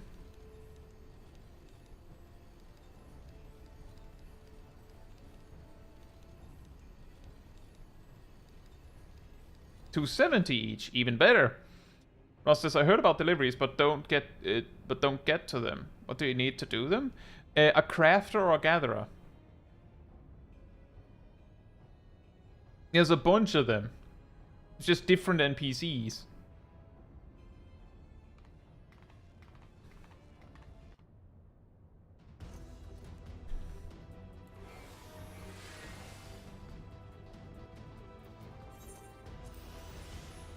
Oh, wait a minute. Was it Gatherer scripts?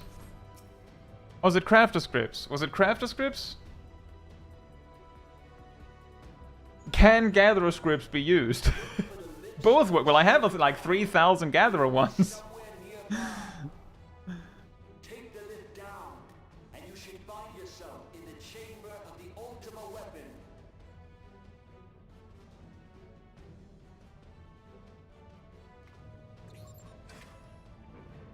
Some of them maybe, Cat.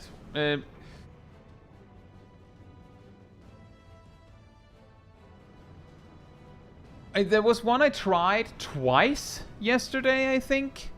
That was called, I think it was called Absolute Specimen or something. Where, from what I could tell, it was only possible to gold rate it if you happened to get like the rare fish in the area. And I just couldn't get it. The interference is getting worse. I don't think the connection will last much.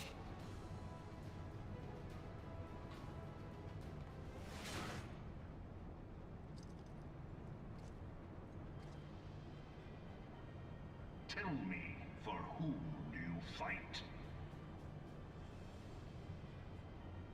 Like both times I would get the... Do you believe in Eorzea? Is it easy, Cat? Eorzea's unity is forged of falsehoods. Its city-states are built on deceit, and its faith is an instrument of deception. It is not but a cobweb of lies. To believe in Eorzea is to believe... Well, I'm a little bit busy right now, Cat. In Eorzea, the beast tribes often summon gods to fight in their... The thing that I tried So your comrades was mainly spawn in kind. trying to force it to be a big fish, like a bigger fish to catch. Are the 12 I think it was called Ambitious Lure, I was given to while also having the patience buff thing running. leave them your guardian. And I think I used Surface Slap when I got the other biggest fish. So I assumed like there was be a chance that I could get the one that I actually wanted. But not once did I catch the triple exclamation mark fish. Not once. On ether. And if you say, well, you can just get the gold rating with the 2 exclamation marks one, then I guess it's a gear thing. Comes everyone, except but this, and you will see how Eorzea's faith is bleeding the land dry. Nor is this unknown to your masters, which prompts the question, why do they cling to these false deities? What drives even men of learning, even the great Louis Soir, to grovel at their feet? The Slap answer prism fish, prize, catch, only hook, triple exclamation mark. That's an idea. The reason why, like, I'm just reiterating that I spent at least one go trying to, like, only hook triple exclamation mark, and it didn't show up. It was like, I could slap prism fish and prize catch, and then that sequence would just result in nothing. battle settles. Assuming, of course, that the fact I slapped a different fish was the wasn't the problem alone. Yeah, thank you, Cat. I'll probably try that later then. Hey, Yannick, hope you're doing well. But a single path is open to the infinite ruler, that of false worship, a path which leads to innovation and death. Umbright costs 4.5k Poetics. Oh boy. Is that the only way to get it? Rightly steer the course of civilization. And in this land of creeping mendacity, that one truth will prove its salvation. You know, you know, the funny thing, Elana, is that the way I even happened to get into Serve as proof. fishing yesterday was that I realized that one of the ways to get the blacksmithing level 4 research was with a fishing blacksmithing task, and the mining crafter tasks and the botany crafter tasks were generally easy. Like, they were time consuming, but they were very, very easy. And then the fishing one is like, oh yeah, well, you need to get the triple exclamation mark fish, and you have to triple hook it because you need 7 of them per craft. And also, while you're at it, you need it's not an easy craft. So either you'd need a stupid amount of fish, or you would need to consistently high quality it. So it's like, well, not doing that.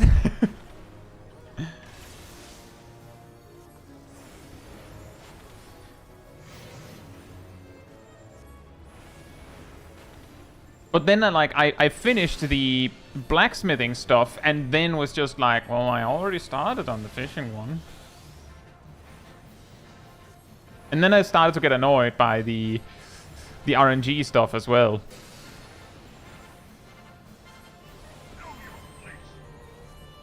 Like, specifically, there were just some tasks where it felt like you could do everything right and the game could just say, nope. That's what's annoying.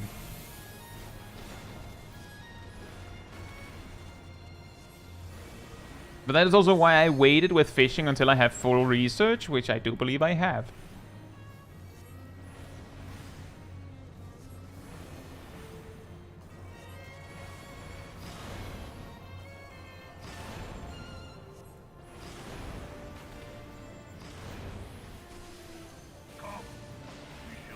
Come. You're the one who started something, technically.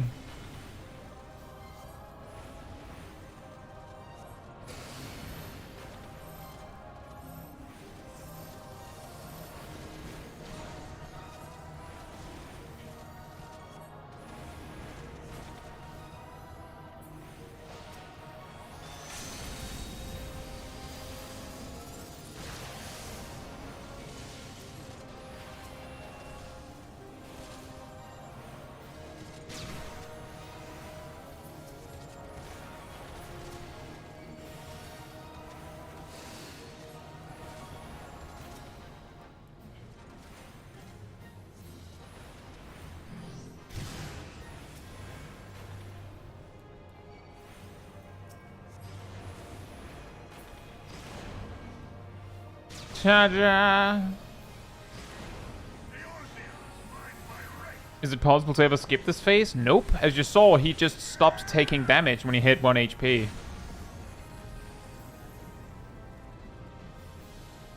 But if you do reach the phase with him on 1 HP, he just automatically dies after it.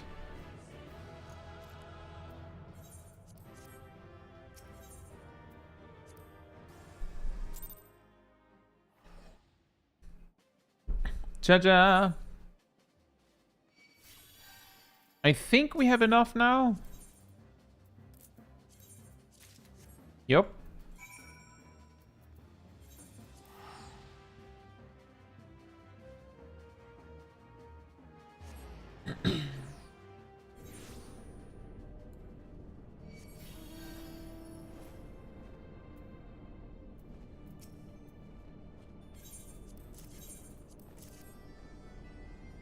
It's funny how they ask you for the weapon and then they go, oh right, the materials also.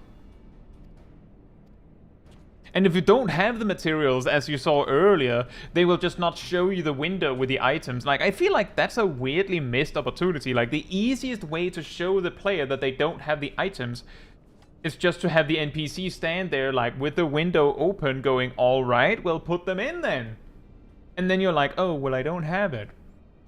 But because they'll never show you the window if you don't have the items, that'll never happen.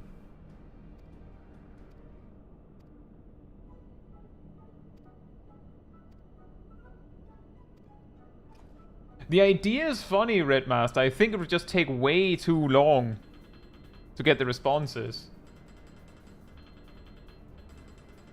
I think that's also why most of the time something like Twitch Plays Pokemon is something that is done with turn-based games, so that it doesn't really matter.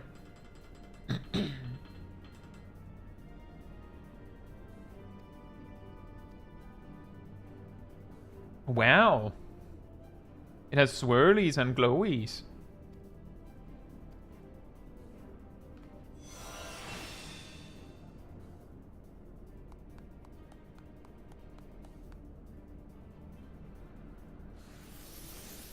The problem with that is that you will just... the problem with that idea is that you will just get carried. Yeah, exactly, Cat. That's also kind of why I was like, well, you're going to be really slow. So, like, it's just not gonna work. And the only way to actually make it quote-unquote fair is if everyone in the party is dealing with that restriction.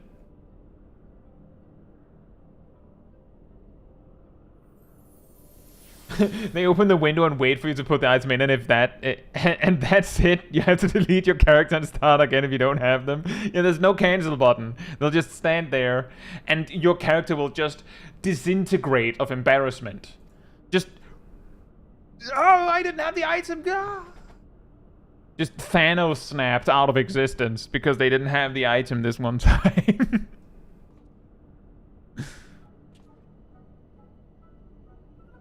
Egg.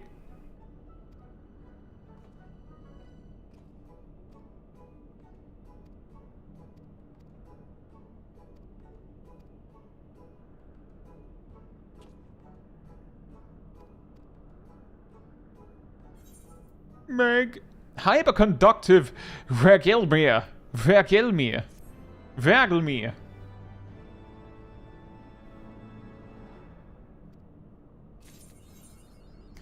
Ta-da!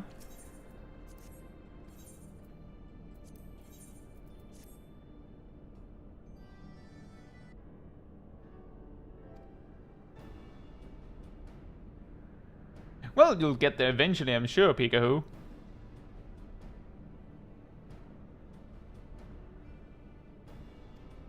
$133,000 Poetics across all the weapons. Well, at least you have something to spend them on, then.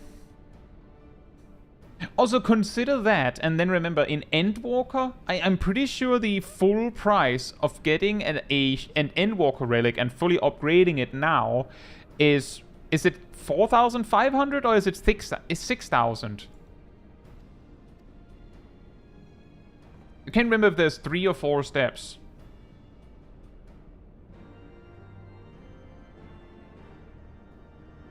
$6K. Oh boy, and then times 19.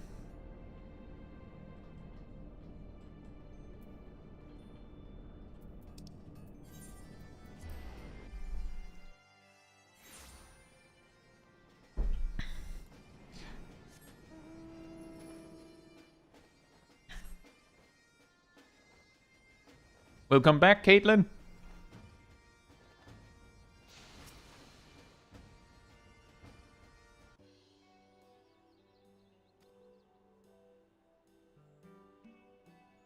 Mayak, hope you're doing well. We've finished the ether oil step.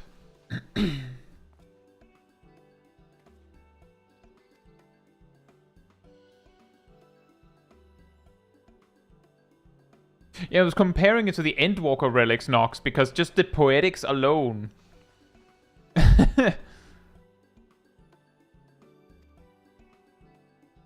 That Kabi is very interested in what's going on.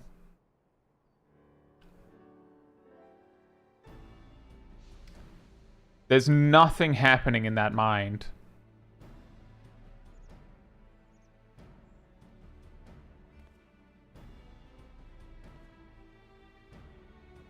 8-bits, hope you're doing well.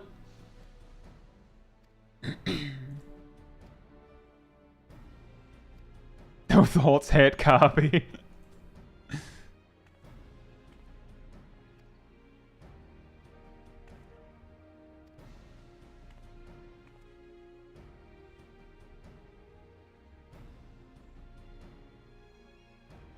have a head full of rocks. Hmm.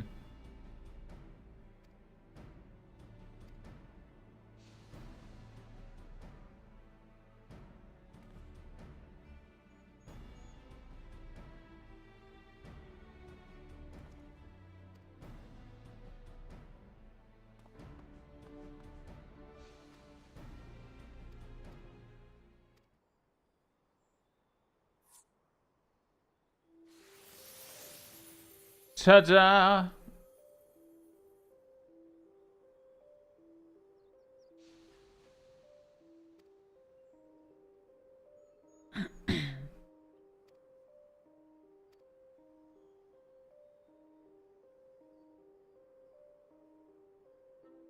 How do you hand it something? What did you hand it? I should have paid attention in the cutscene.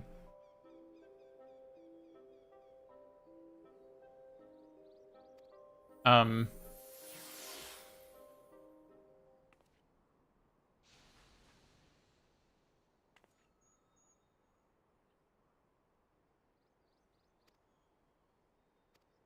She straight up handed it violence.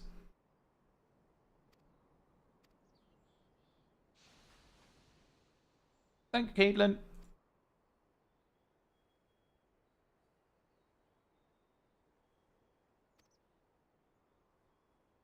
Oh boy.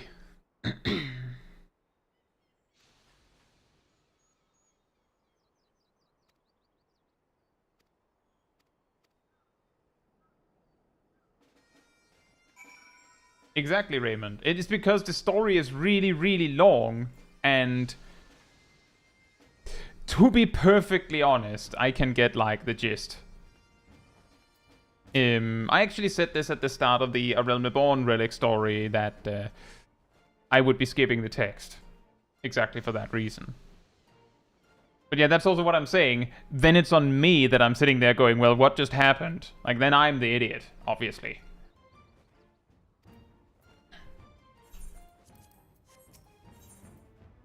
I'm just checking this. Right.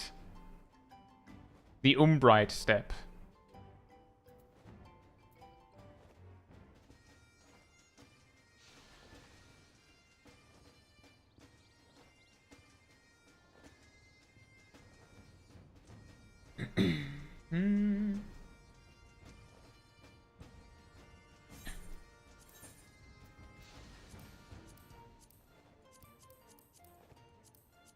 Oh boy.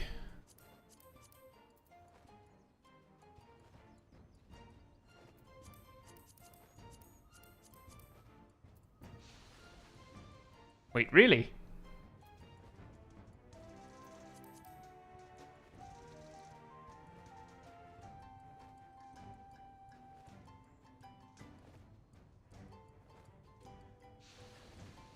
Are those not tradable? You need about 60 of both items, is that correct?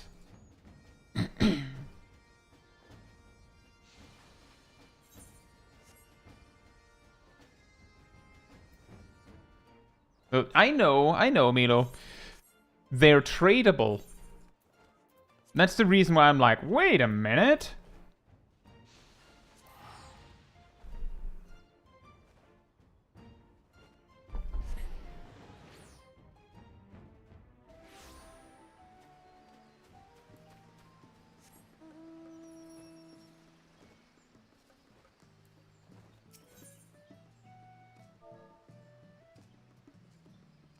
I'm just checking.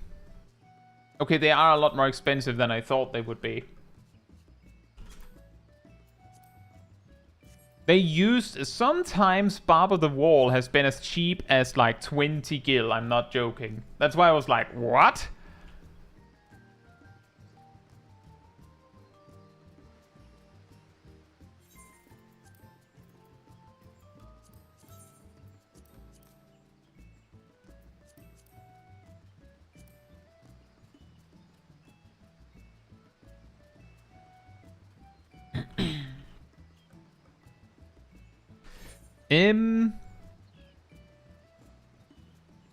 We need 60, right? Approximately 60. It said there was some RNG involved, but it's approximately 60, right?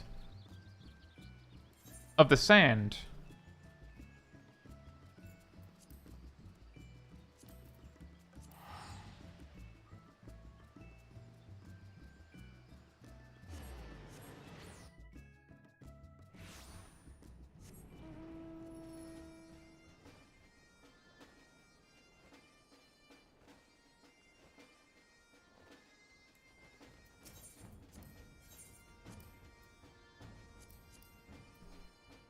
I would assume that it's from a menu here. Don't know where else it would be.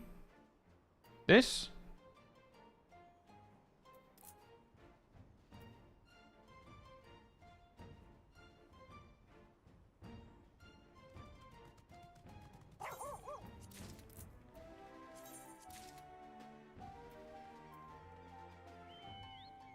This is enough for 26 hand-in, so that's 52.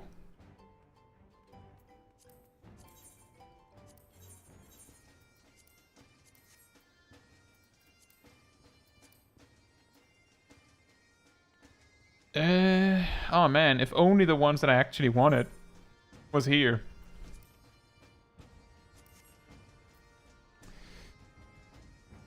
It doesn't really matter.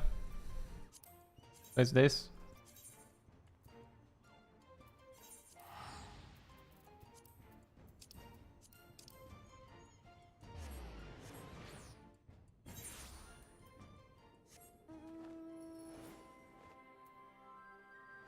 And yes, that is correct. I will have to farm Poetics. Now, what is a good way to farm Poetics? Last time we suggested ARF, but that's going to be a big grind, to say the least. Is that the best we have? Eureka? I have not even finished Eureka, just to be clear. It's not even close.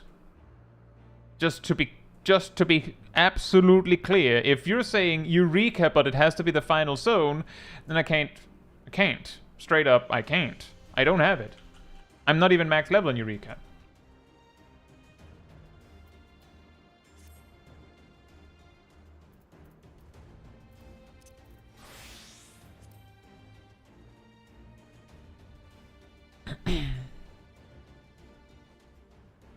Hunt trains wouldn't work either. We're live.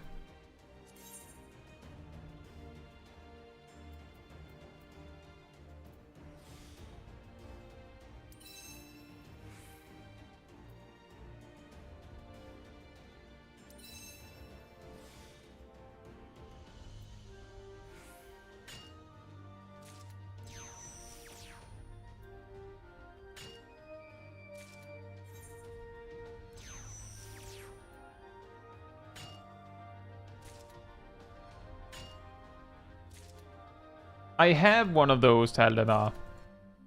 I am in the Discord associated with that. The problem is that we're live. We're not just going to sit around waiting for hunts to happen.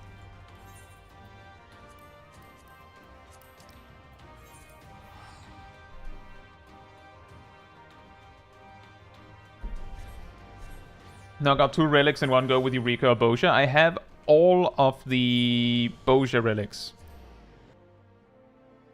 Fully maxed out.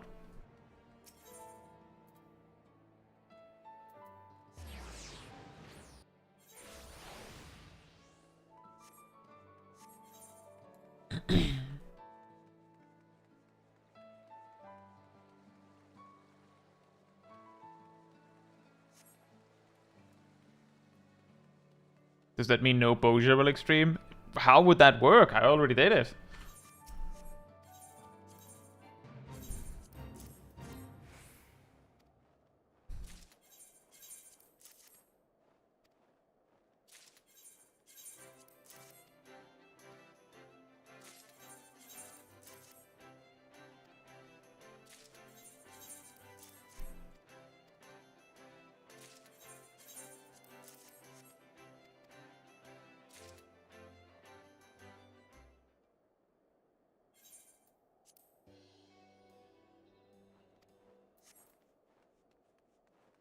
I'll say in regards to the roulette, we did MSQ roulette a bit ago exactly because it gives a ludicrous amount of poetics.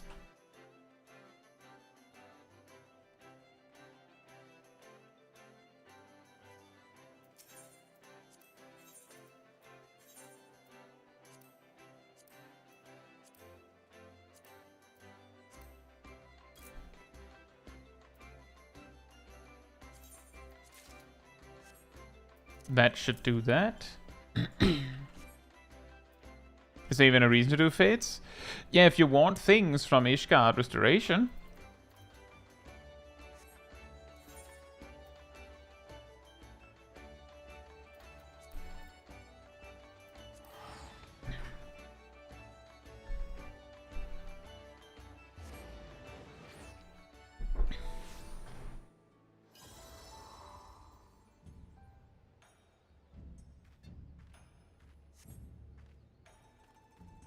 I would eventually bid, but it would be quite obnoxious to have to carry all those items around all the time. And that's not a lot of poetics. What is it? How many did we need? Like 4,000 poetics for this?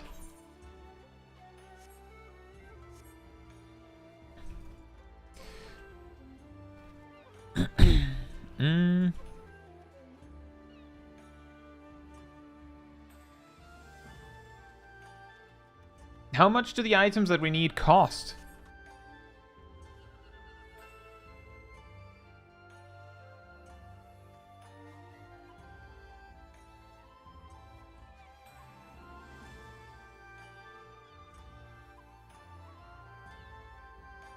$75 each. Then it would be 4.5k for 60 exactly.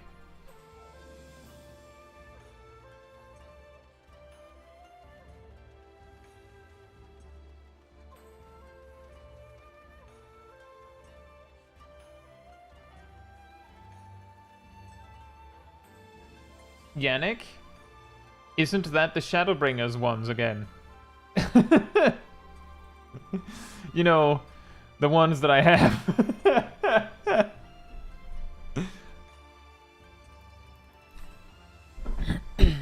The Shadowbringers ones were the ones that guided people to Boja and to deep dungeons, among other places. Actually, let me just check something.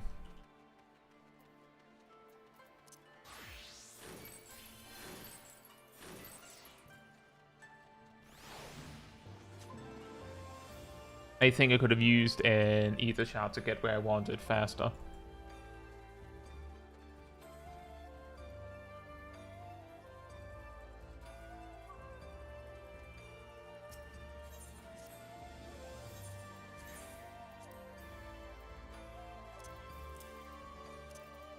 I don't even know why those have skill and spell speed on them.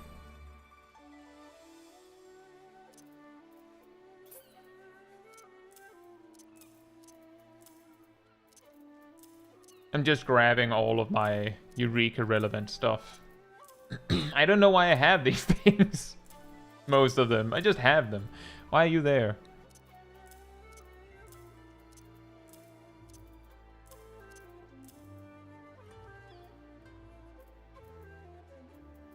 This gear will not help me.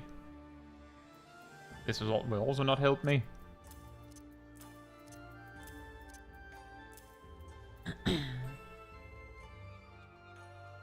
So does that mean that we could start on a Black Mage Relic in Eureka as well?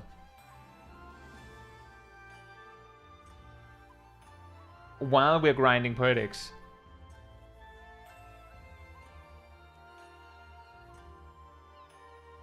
Because that would be the clear choice then.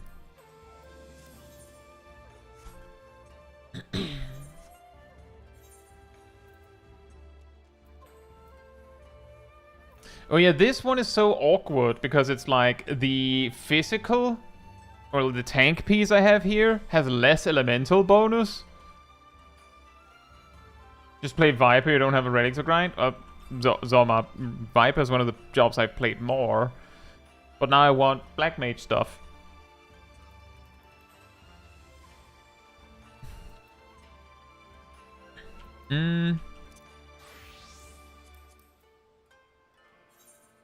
I've even glammed it already.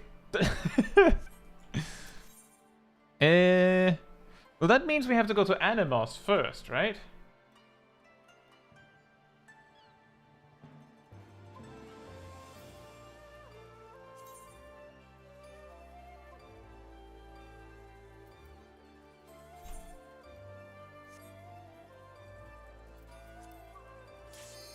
I think so.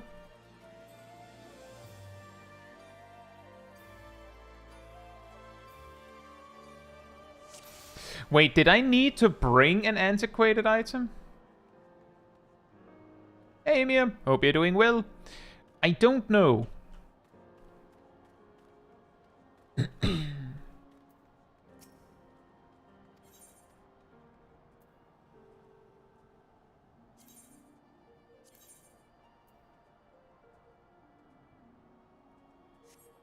Right, well then we have to leave again. Sorry, cat.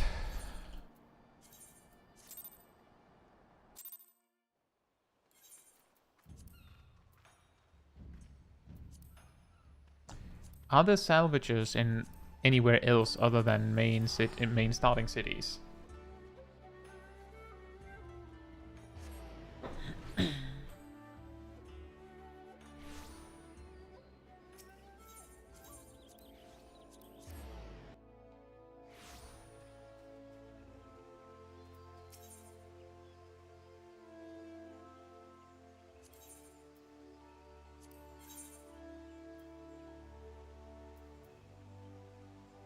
Where's the weapon? Oh, there.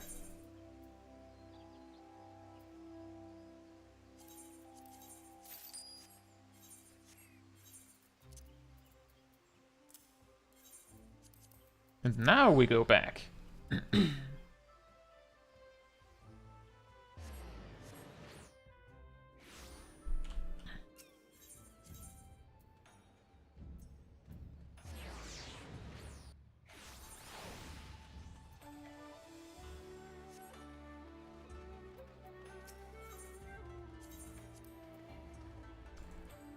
I have to leave group then to actually enter because you're already in there. How weird. There's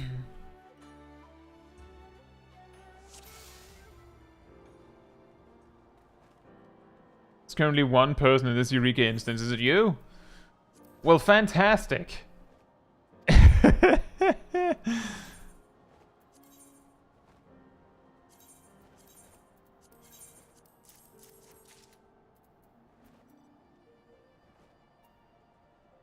And then we need way more.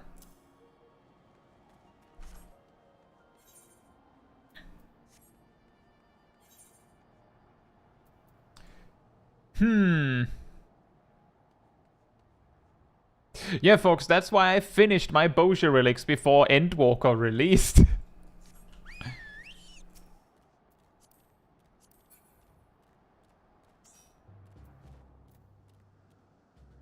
Have you ever dunked your whole arm in cutting oil? I have not.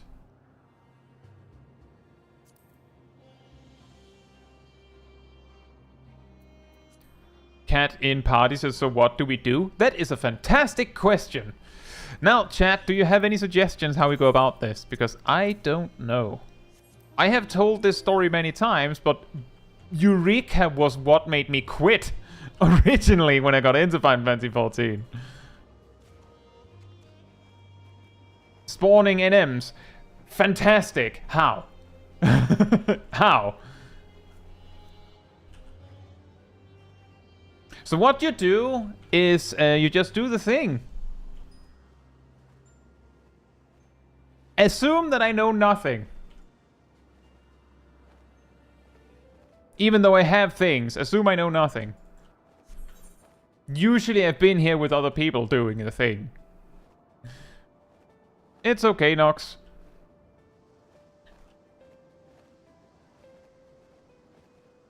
Just pick a guy to spawn? I guess so.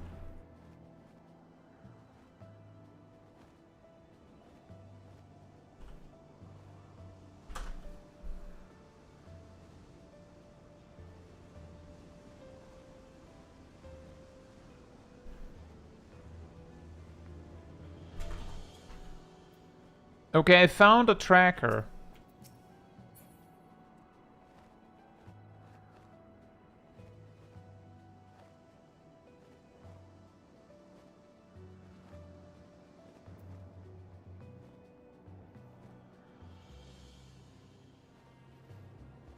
Yeah, so each of the things have something that spawns them. We have a list.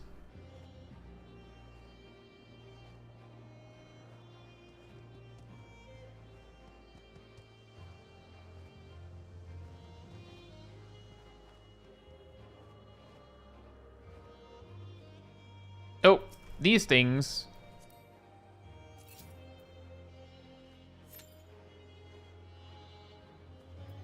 Wait. No, the lynxes don't help us. But these guys do.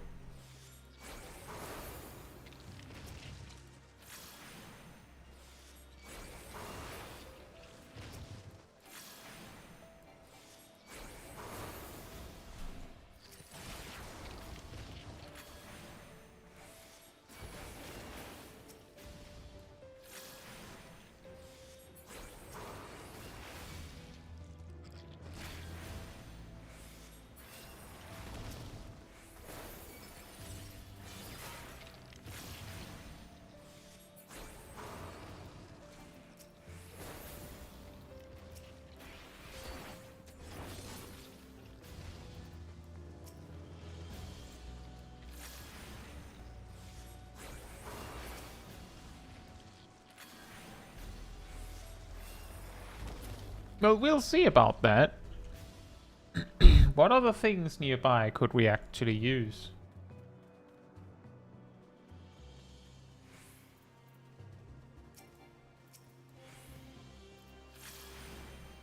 You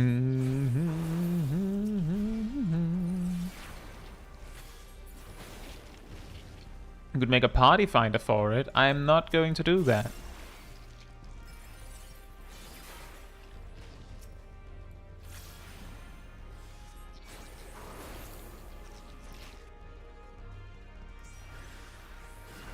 Milo's here.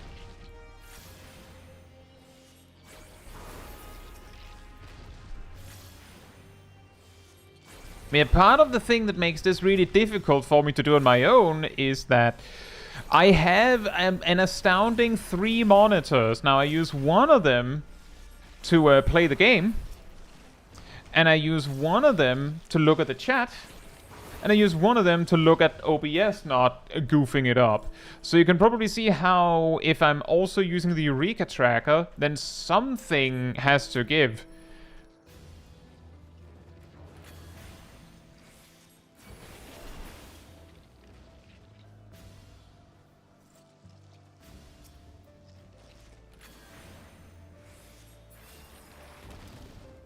This is more effective if there are people in the instance helping spawn.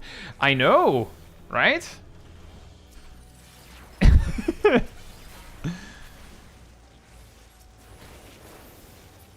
It reminds me a little, like, I'm not trying to, like, say, not, like, that now you're all to blame for suggesting this. I could have just not done it.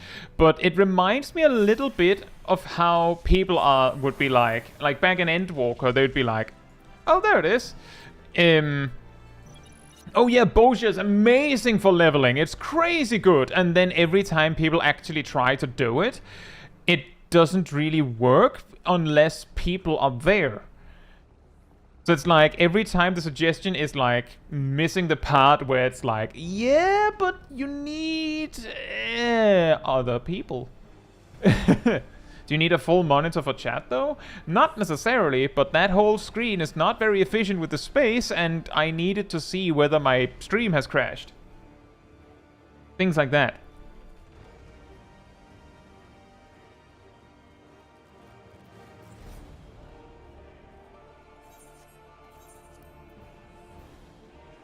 Oh, Ceres is also here.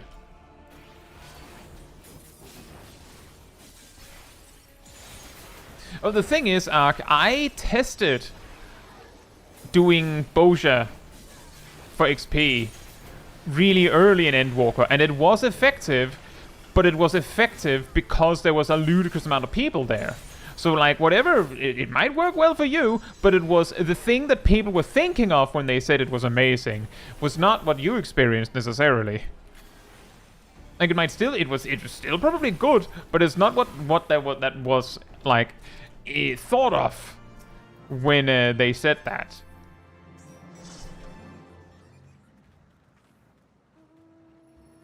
Hey Barry, hope you're doing well. Exactly. Someone suggested Bozia for leveling, but no one plays it. The way you level from 70 to 80 is just do the things you've always done.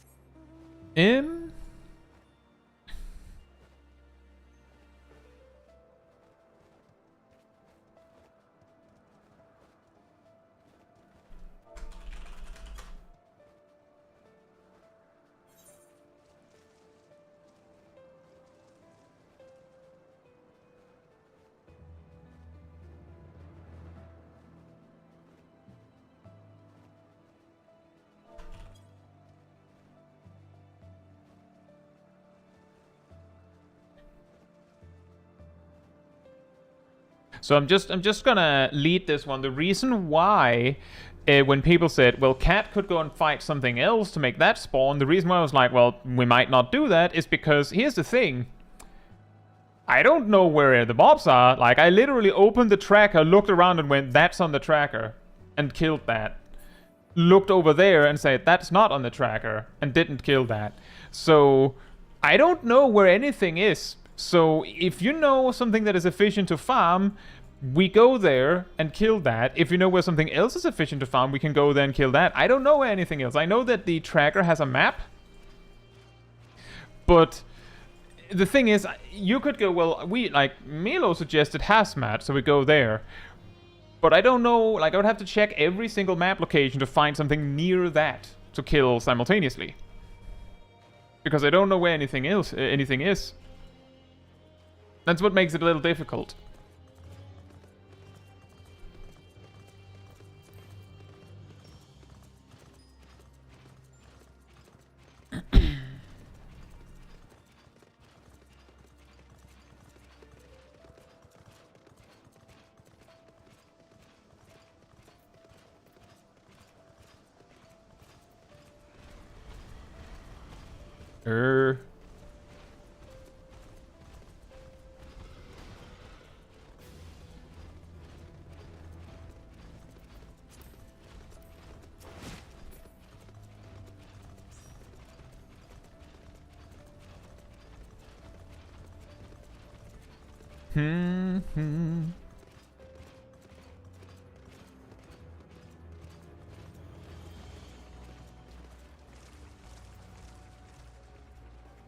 It's these guys, right? I didn't mean to do that. I mean to do this.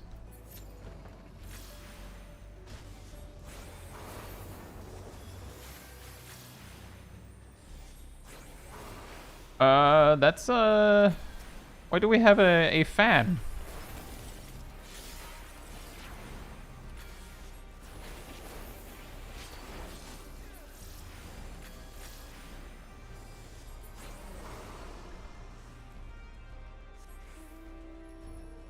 Go north there and kill birds. Here?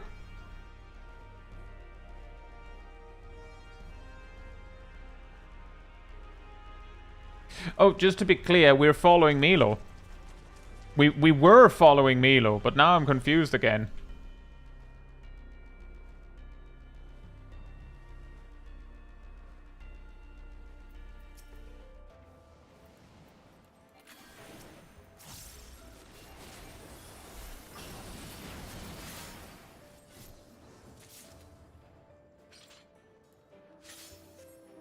It's okay, Jules.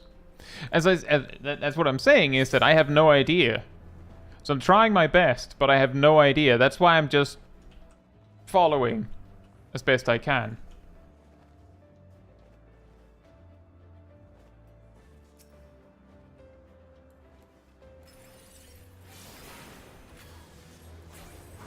If I'd known I had to go to Eureka, I might have looked things up beforehand, but I didn't.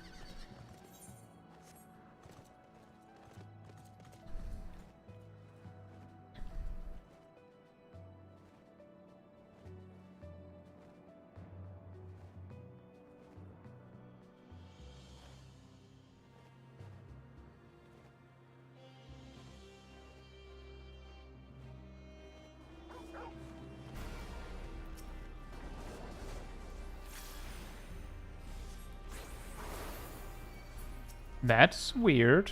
My phone just restarted.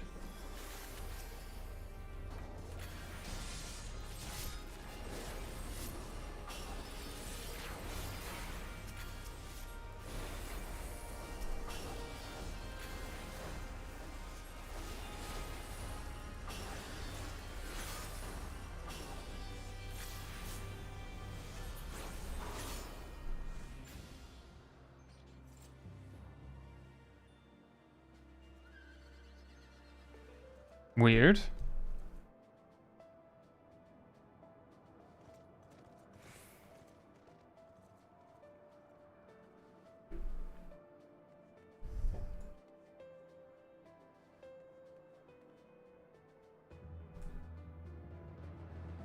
Why did you do that, phone?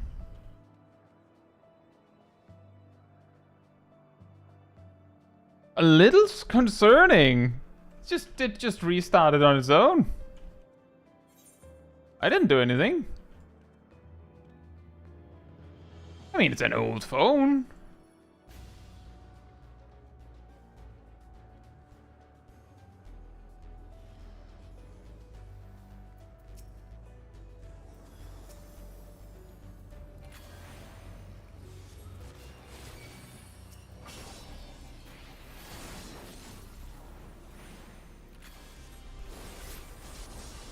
I should have waited with engaging. I ruined the big old pull because I was too impatient.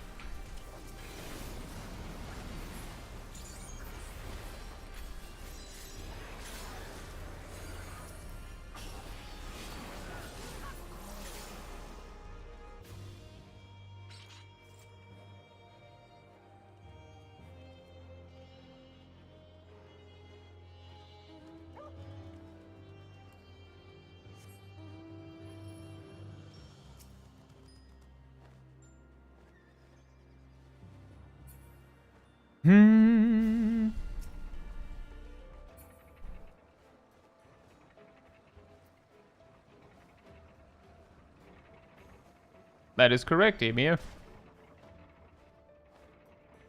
The first area.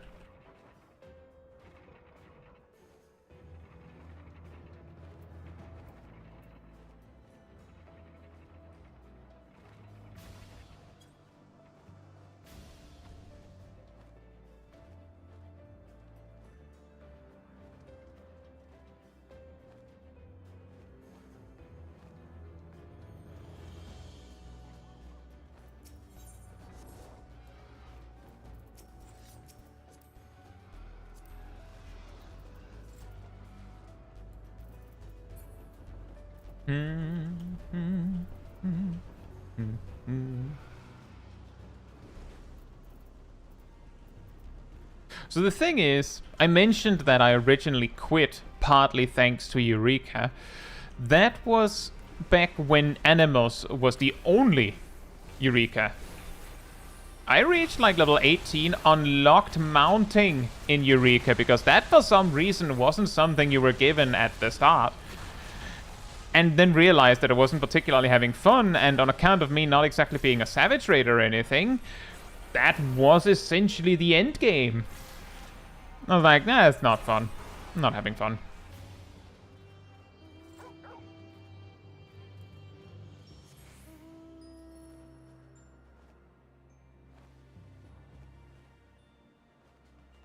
And I have since come back because at certain points I had friends that would be super into Eureka.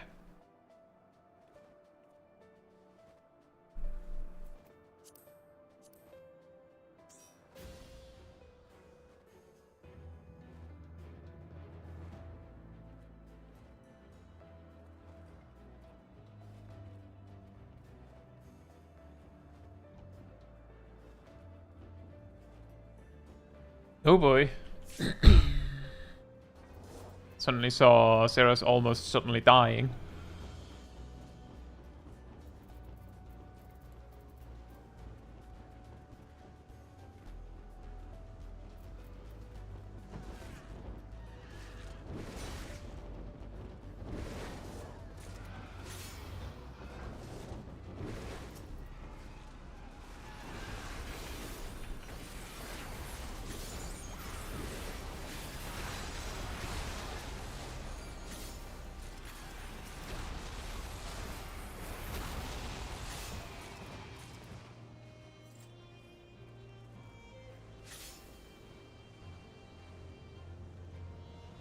I don't know, Emir. The thing is, we're already closing a little bit in on on the time where we normally round up. So we'll see. But we're definitely not staying for 2 hours and 40 minutes. Which is also why when someone in the shout chat in the area asked if anyone was trying to get Pazuzu, I was like, not saying anything.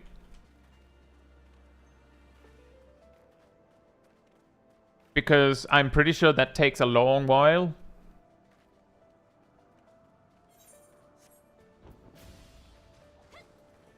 No time like over. Yeah, that's what I mean, Emir. Is like, we're probably staying here for a bit, but we're not staying here for 2 hours and 40 minutes.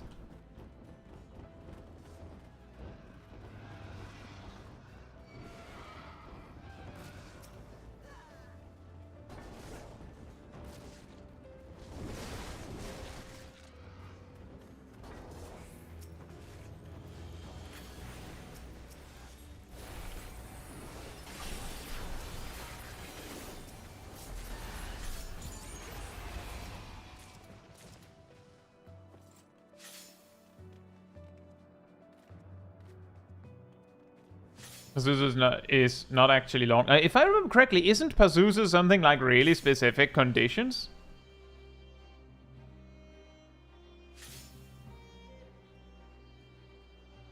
Exactly. Night, certain weather.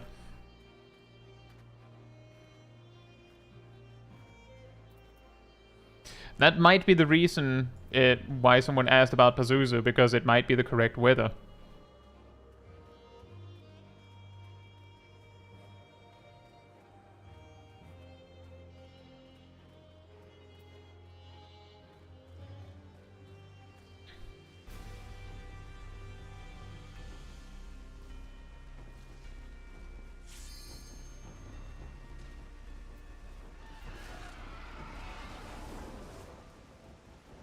The one person in this party that is not in the stream is probably very confused by the party chat right now. What are they talking about?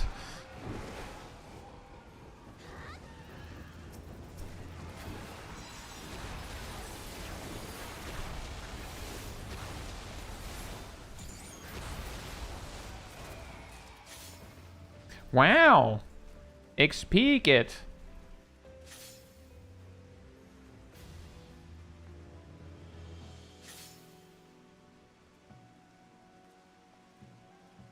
Just another Tuesday. Ah, yes. Every Tuesday the weirdos come in.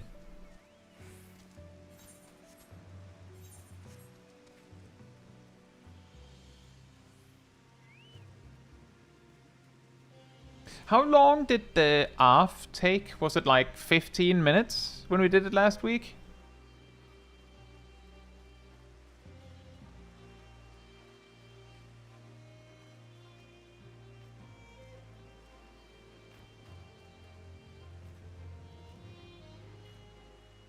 $12 to 15 minutes. That would mean like 10 poetics per minute, I think. Doesn't ARF give like 150 straight? Or is it 100? Then it would be like 7 poetics per minute. Bit more, bit less.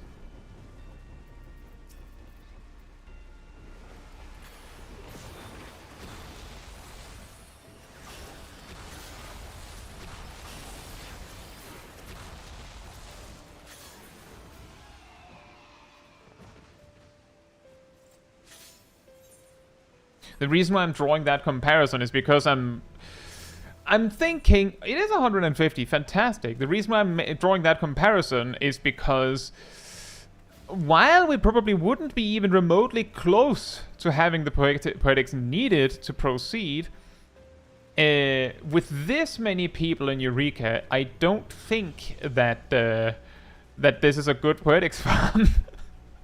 We're not enough people to make it really good.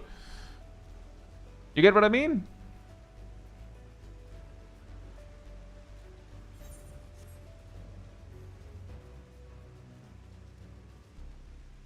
Yeah, that's the reason why we're here, Clove.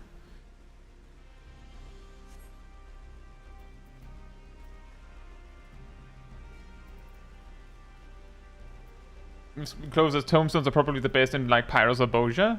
Yeah, and the thing is, others said that it didn't really matter. Where you went, which is why we're in Animos, because they're like, well, then we can start on a Black Mage relic here as well.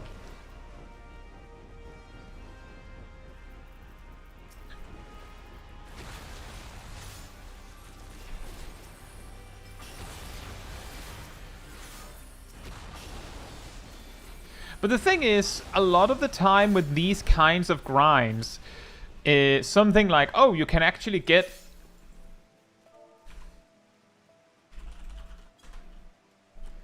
you can actually, like, it's like, oh, you can get a lot of Poetics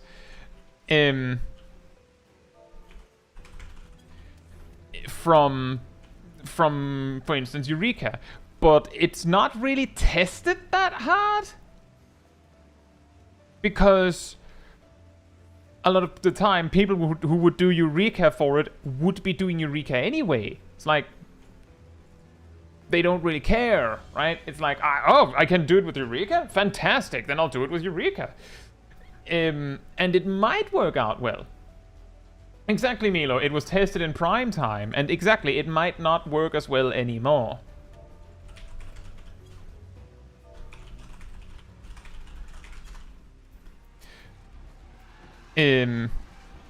Meanwhile, something like ARF is also like a weird one.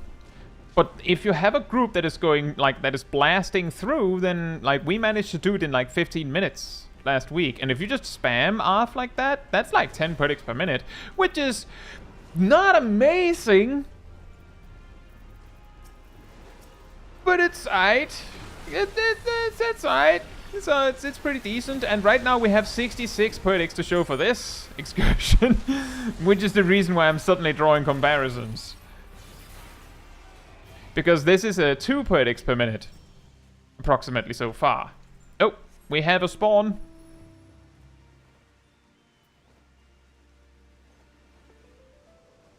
And that's also true, Bits. It is sort of like double dipping value, which is probably also why people don't care as much.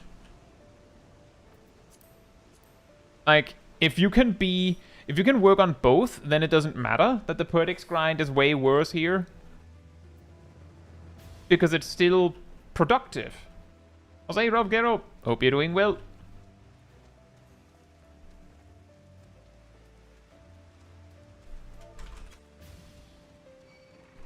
Ah! Ow.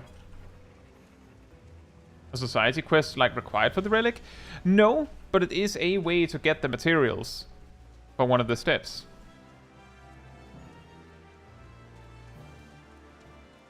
Look at the boy! Such a heckin' chonker.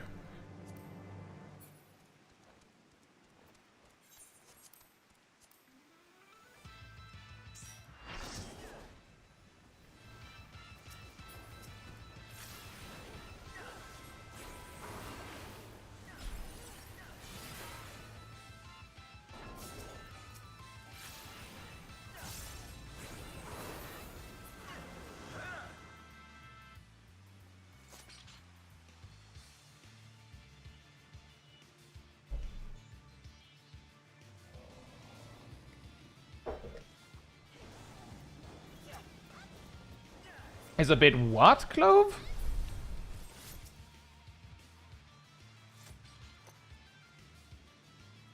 That could also be, Yannick. Maybe it's a lot better in the later zones exactly for that reason.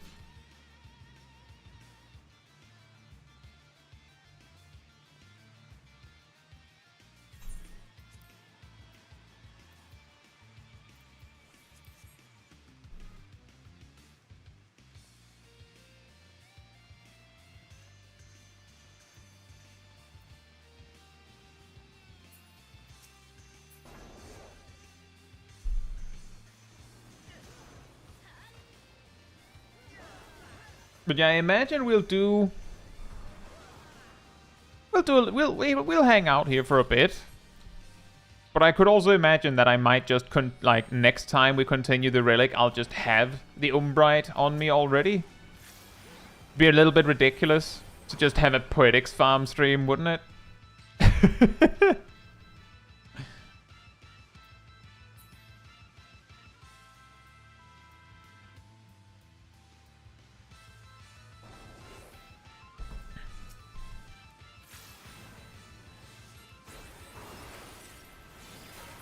That's just daily stream. I suppose. It was just more like, if I gather it on my own, I can get a huge amount by just doing something like MSQ roulette each day and things like that. It's not exactly bits. That is why I'm like, if I have the Umbrite already, then I could start the stream with some Poetics in the bag too, instead of starting with like 77 and going, well, we're technically doing a relic grind, but and then like smash cut to me just doing roulettes all day.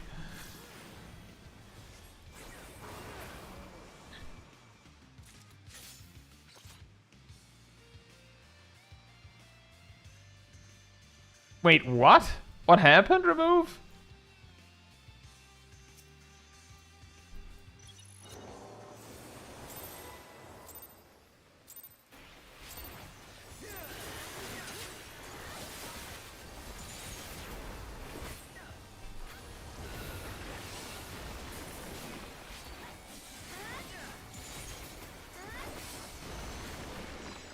Two hazmat.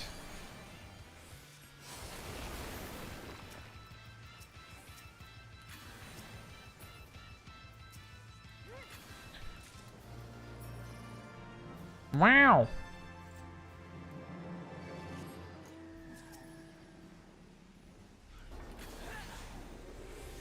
He isn't. Hope you're doing well. So do we just go back to the birds, or what do we do?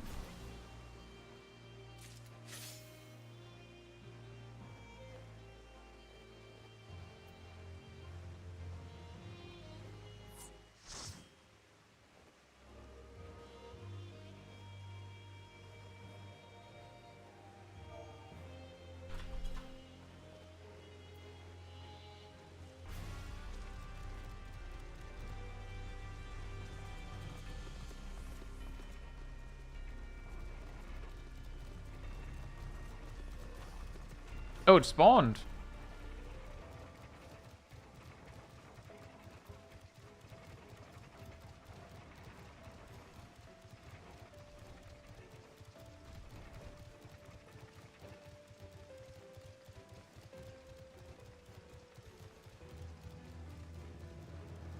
I have not bits. This is the first Heavensward relic that I've ever started.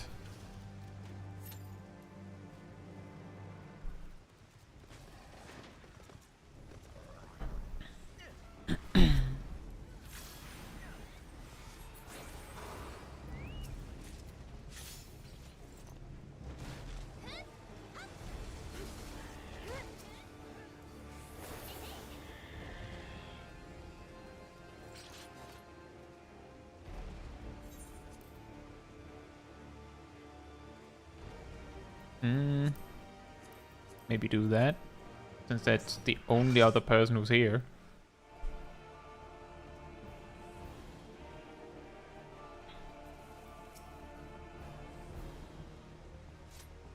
Thank you, Milo. Enjoy dinner.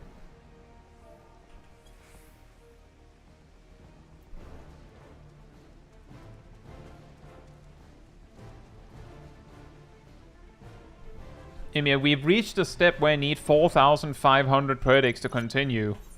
And I don't have that. And the suggestion was that we do Eureka to get it. But because of the amount of people here, it's not as effective as we'd hoped. But that's why we're here.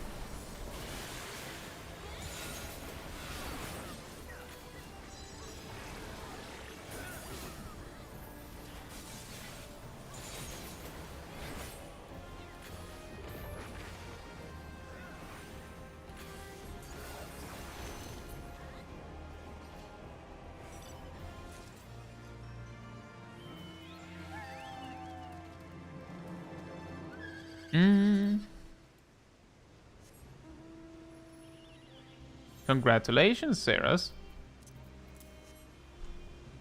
Now, where do we go next?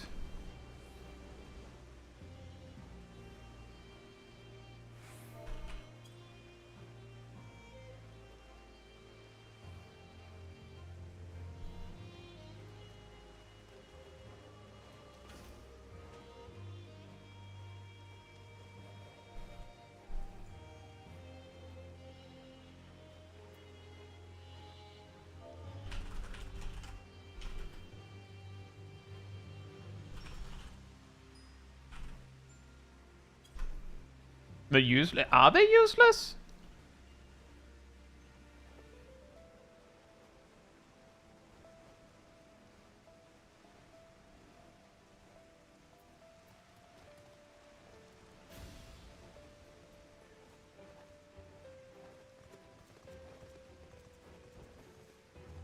Increase sprint duration? Yeah. That's not useless. You just have to wear them in cities.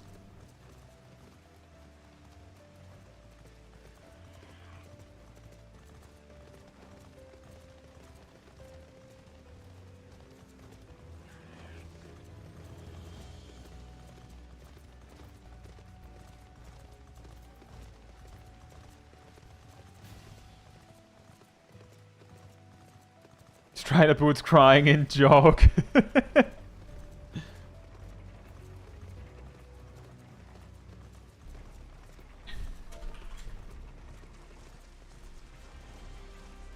I mean, jog is 20%, sprint is 30%.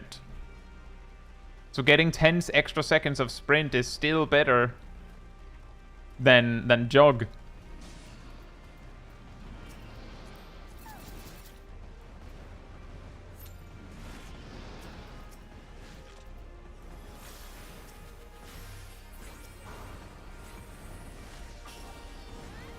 The problem is more that you have to equip them. And who's gonna remember that? You're in a city. Are you gonna remember to put on your sprinting shoes?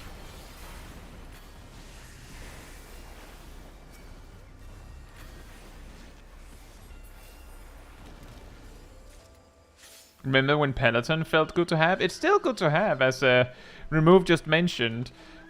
When you switch zone, you lose jog. And then, you know, you have some time where you need to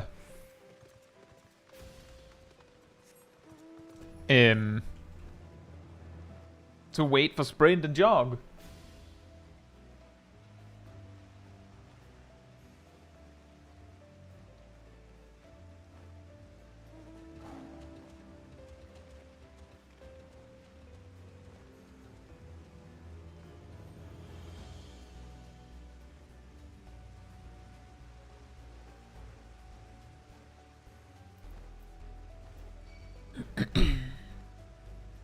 I wish there was a macro way to equip boots. Yeah, I guess there isn't really... Well, I mean, you could have a set. You could just have a gear set. That could work.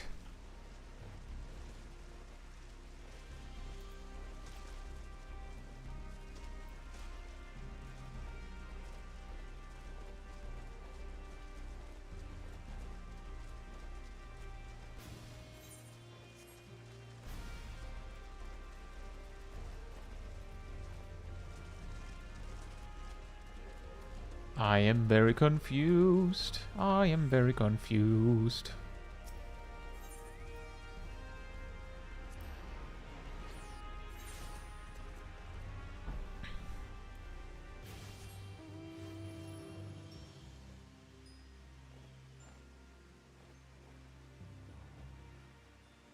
Yeah, I can see my future here, that this is going to be real awkward if I want to start on a Eureka relic at some point. Exactly, Krakenmo. That is the idea. As we're using Eureka as a farms on Poetics. That's the idea. We don't actually have gotten... We haven't actually gotten that many. But hey, at least we're also technically proccing something else.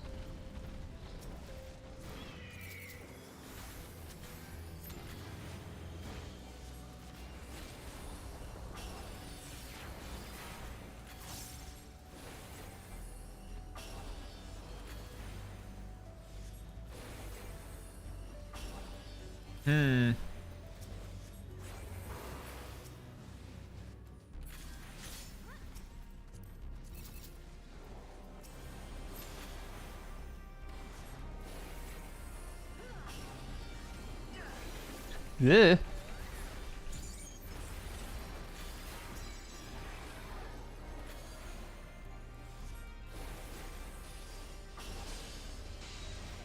I didn't even see that I was going to get stunned.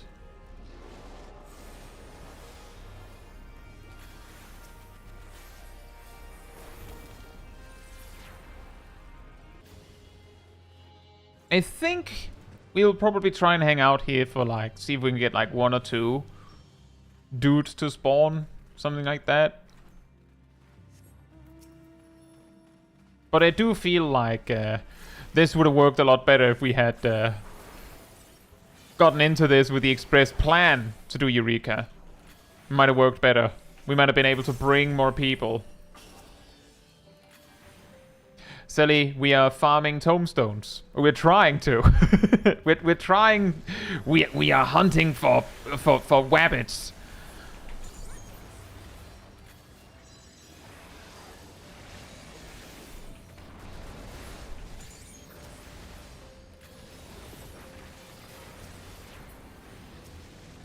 This is I didn't make it.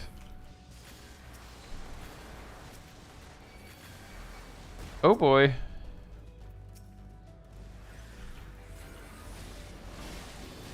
I should run and come back.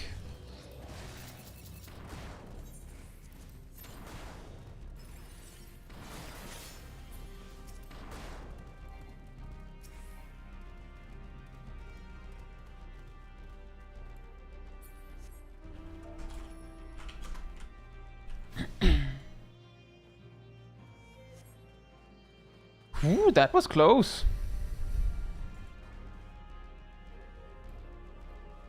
Yeah, that what suddenly caused everything to go sideways was that like everyone got stunned all at once.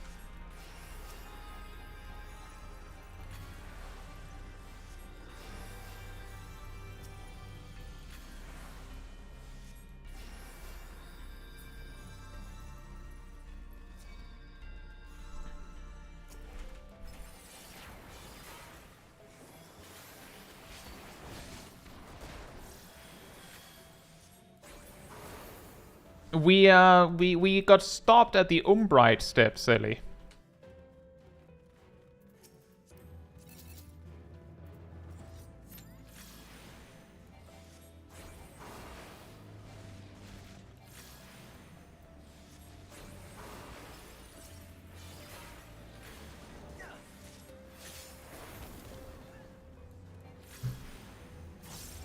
Eureka's more fun than running Praetorium for tomes. Oh, we were going to run AF for tomes. The estimate being that it's about 10 Poetics per minute, which is actually pretty good.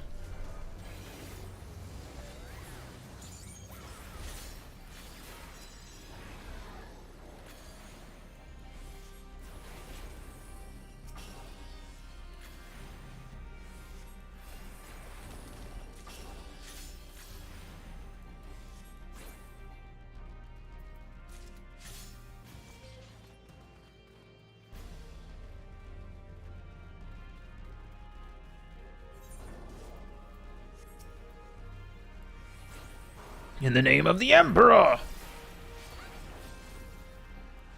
And what's his name? In the name of the Emperor!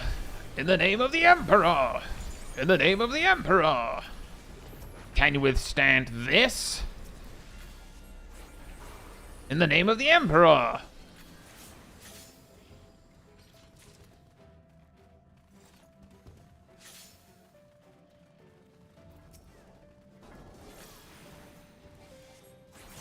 Is Guy an NPC?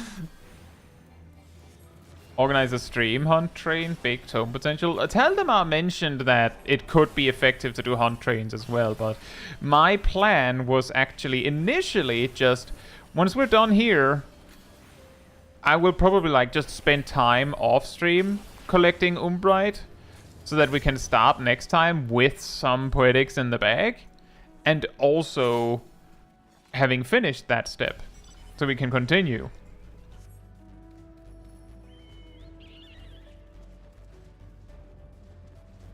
Because apparently there's another heavy Poetics step coming up. So the best I can do there is really just make sure that we have some Poetics so that it's not too big of a hurdle.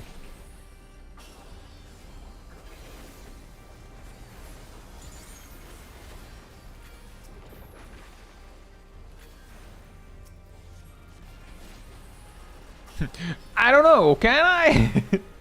I think he says that when he does like a 270-degree cone and you just have to get behind him.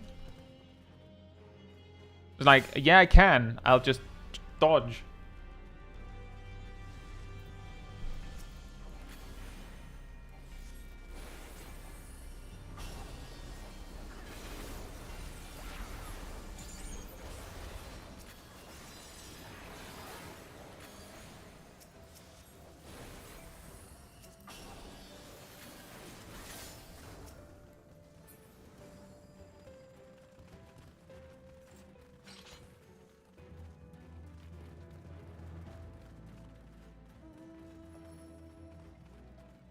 Treasure maps? That could also be.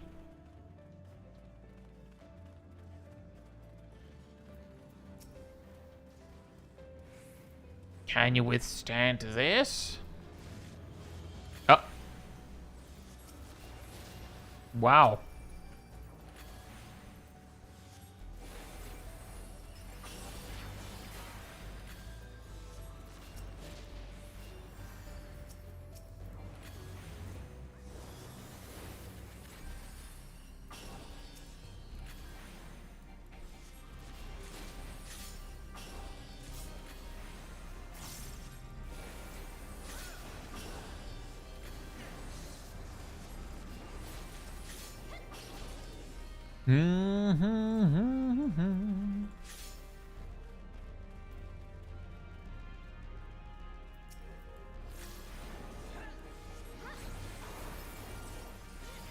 The funny thing there, Brontome, is that it would be very easy to fill out a whole team for maps, I'm pretty sure, on stream. Because usually when we do dailies hangout, we're like, a lot of the time, we're like 10 people. Or 12 even. That wouldn't be a problem. The problem would be who can't, like, the fact that there would be people that are just like, well, I can't join because I was a minute late. That kind of situation. Oh, there's a spawn.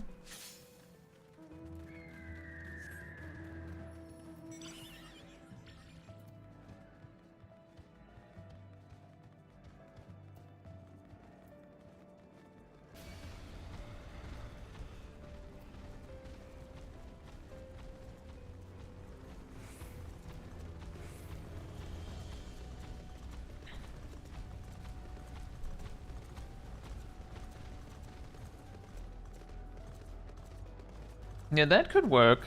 Like, a map stream could work. It's also just finding the space and time for that as well.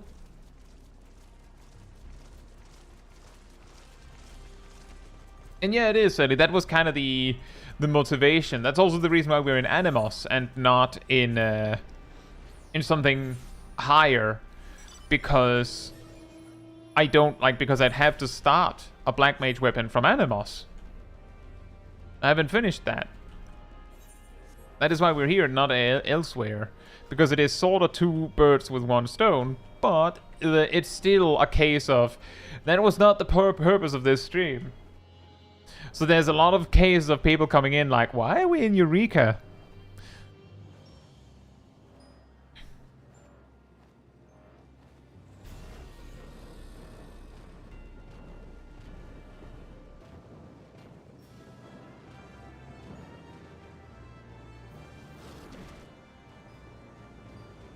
Oh, right, this guy. Do you have the higher zones? I do, but not all of them. Like, as I said, the story is that when only Animos existed, I quit. Then I came back to the game when Blue Mage was added.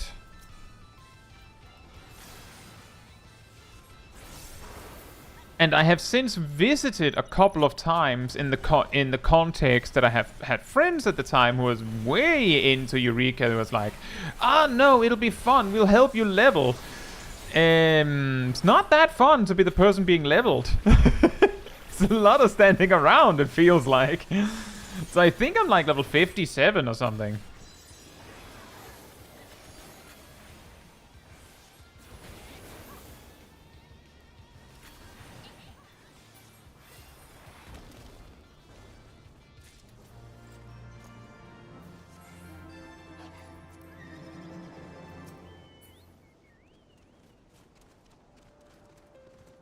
But yeah, I do have some of the later zones. I'm just pretty sure I haven't finished. Exactly because of that.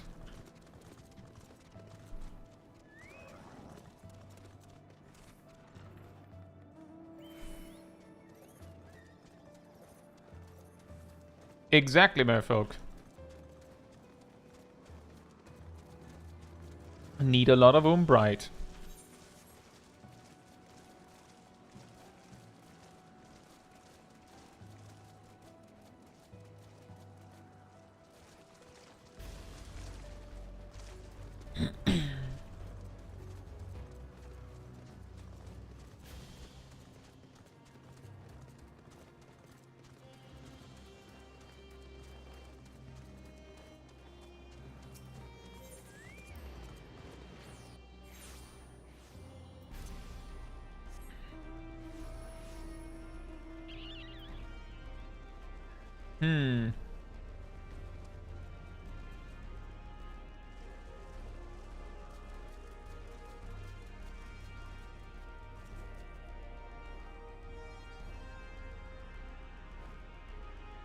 But yeah, that was kind of the situation and kind of the reason why I just didn't do it.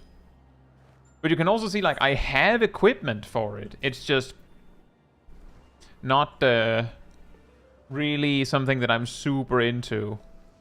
Part of what I didn't enjoy about Eureka was I'm not a huge fan of fate trains.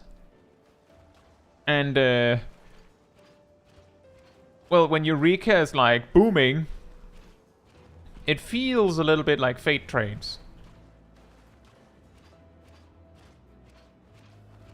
Or at least it did. It's weirdly stressful. Exactly, Dark Phoenix, because it is Fate Train.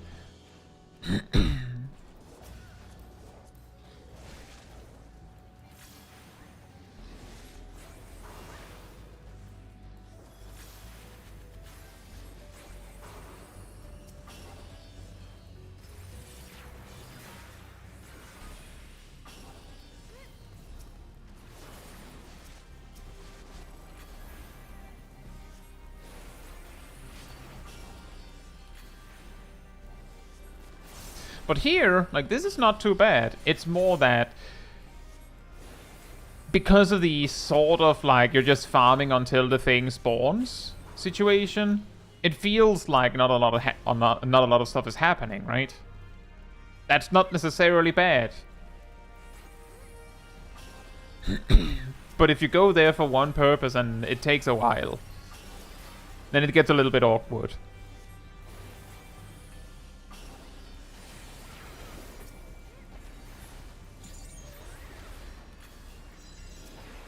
Oh, we have another thing popping right as we made it here.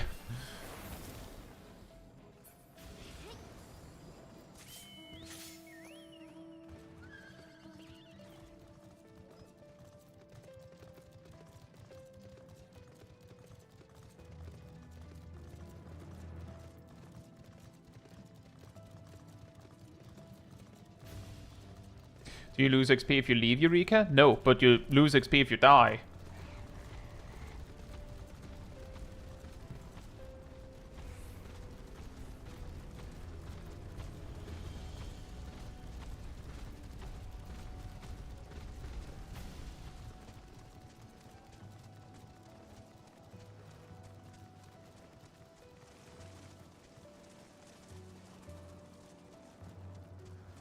Why is that, Emir?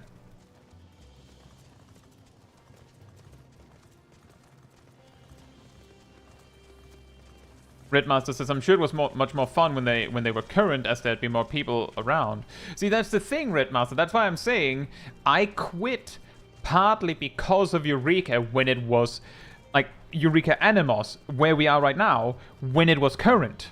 And the new stuff, the new cool thing. Because I thought it wasn't very fun, it was just stressful. Because it was straight up just fate farming, like a fate train rushing around to make it to each thing that spawned before people went for it. Didn't like it. And given that I was playing the game casually, that was technically the end game.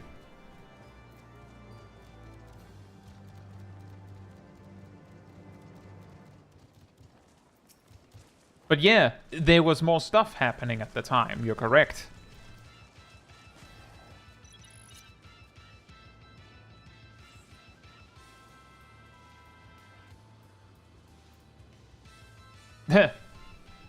Well, hopefully you didn't lose out on too much, Emir.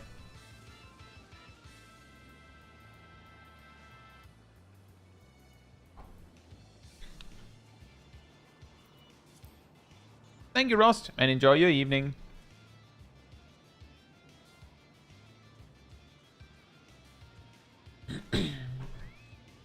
And I imagine so, Bits. The thing is, back then, my experience, and see, the thing is, it's so long ago, so I'm just saying, that's how I remember it. Might not actually have been like that. But the thing is, sometimes people would wait. Like, people would post, like, we're pulling at this time, and they would stick to that. But sometimes someone would just pull. And someone would just go for it. And you just miss out, and there's nothing you could do about it.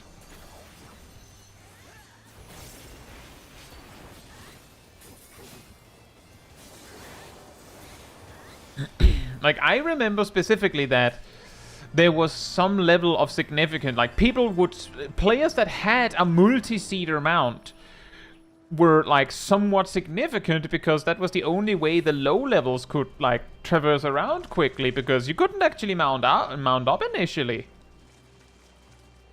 In Eureka.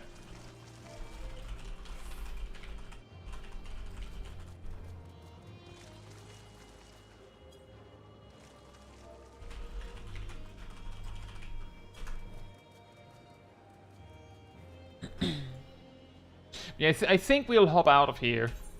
Let's see.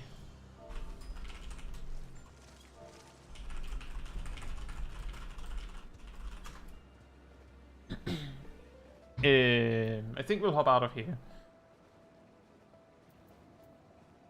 But I'm not. It doesn't mean people have to leave. But I will certainly leave, so that I'm not taking up group. I also left the password to the track, and I know the person who the people that were in the party had it because one of the people there posted it themselves. So I'm not leaving them with like a useless tracker they can't take over.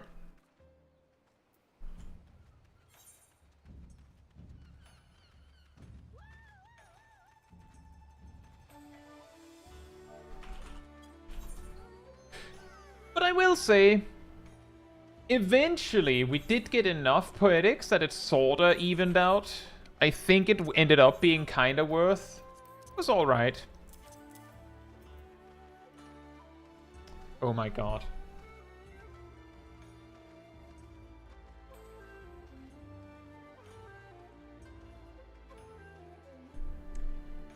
Did Kai remember he already had one? Did he even look when he grabbed it?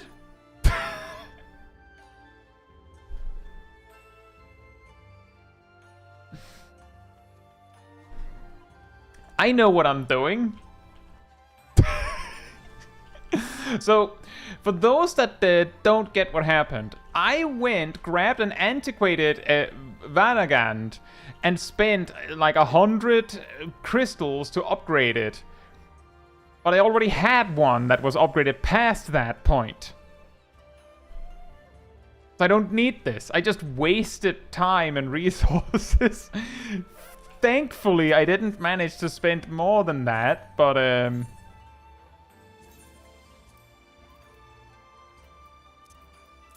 Yep. How much did you end up with? I think I collected about 400.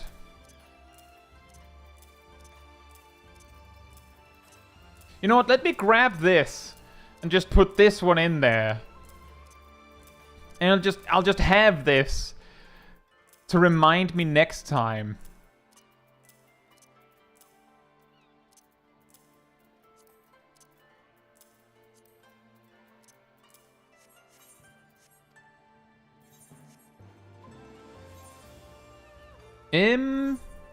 Let's go and do this. I think we could hand those in already, right? Or did we need Umbrite as well to get the sand? I'm pretty sure we didn't.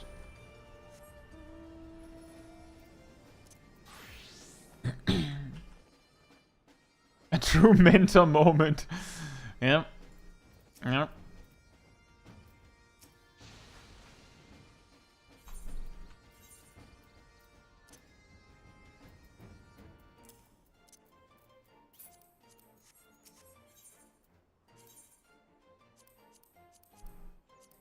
This one.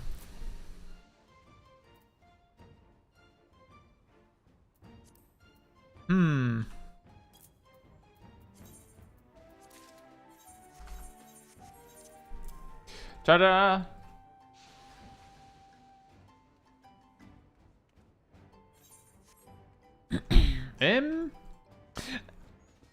I mean, we could get the Umbrite we can afford and see how far we get. Think here. This. Oh, that's not a lot. Nope. Wait, is this the one that we need? Isn't this the one that we need for later? The singing crystals? Hey gamer, hope you're doing well.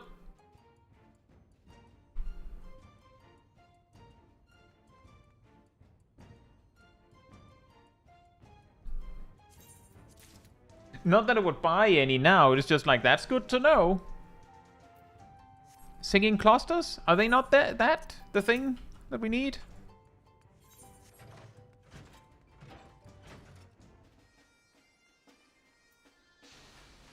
In that case, I can also progress that.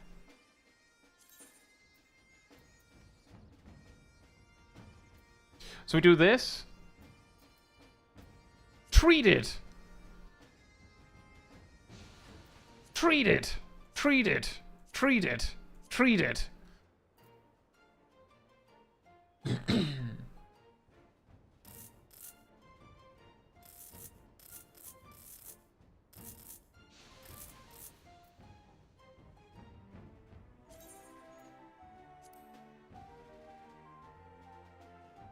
Piety. Actually, what? I didn't even notice. What? Why?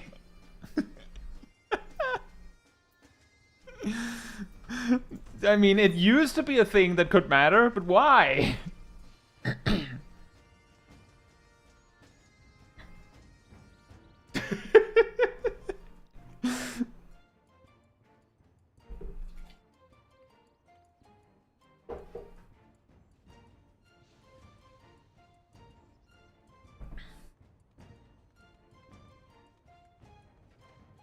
Indeed, silly. See, the thing is, once we unlock those, I would be able to do the daily and the weekly right then to get 19. But until then, it's just Poetics. But that is good to know, because then I can, like, essentially collect until I have the Umbrite I need. And then we can progress from there. Or rather, I would be able to, like, start stockpiling singing clusters. Although, need 50. And they cost 40 Poetics each? But why is this step so mean? Yeah, you're gonna need 4,500 Poetics, and that's if you're kinda lucky, maybe. Next step. I don't know. Like, Poetics cap will do. And you don't need anything else. Just 2,000 Poetics. That's fine. In fact, we'll give you, like, over a third of them on the house if you just do this other thing for us real quick.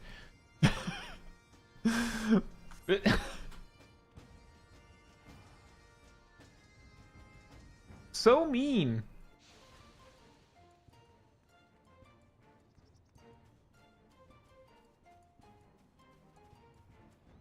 But yeah, at the very least, we managed to get to a point where I can progress some separately. Multiple, in fact, because of the singing clusters as well. So I just need to make sure I do something like MSQ roulette, maybe a little bit else each day, and then we'll get there.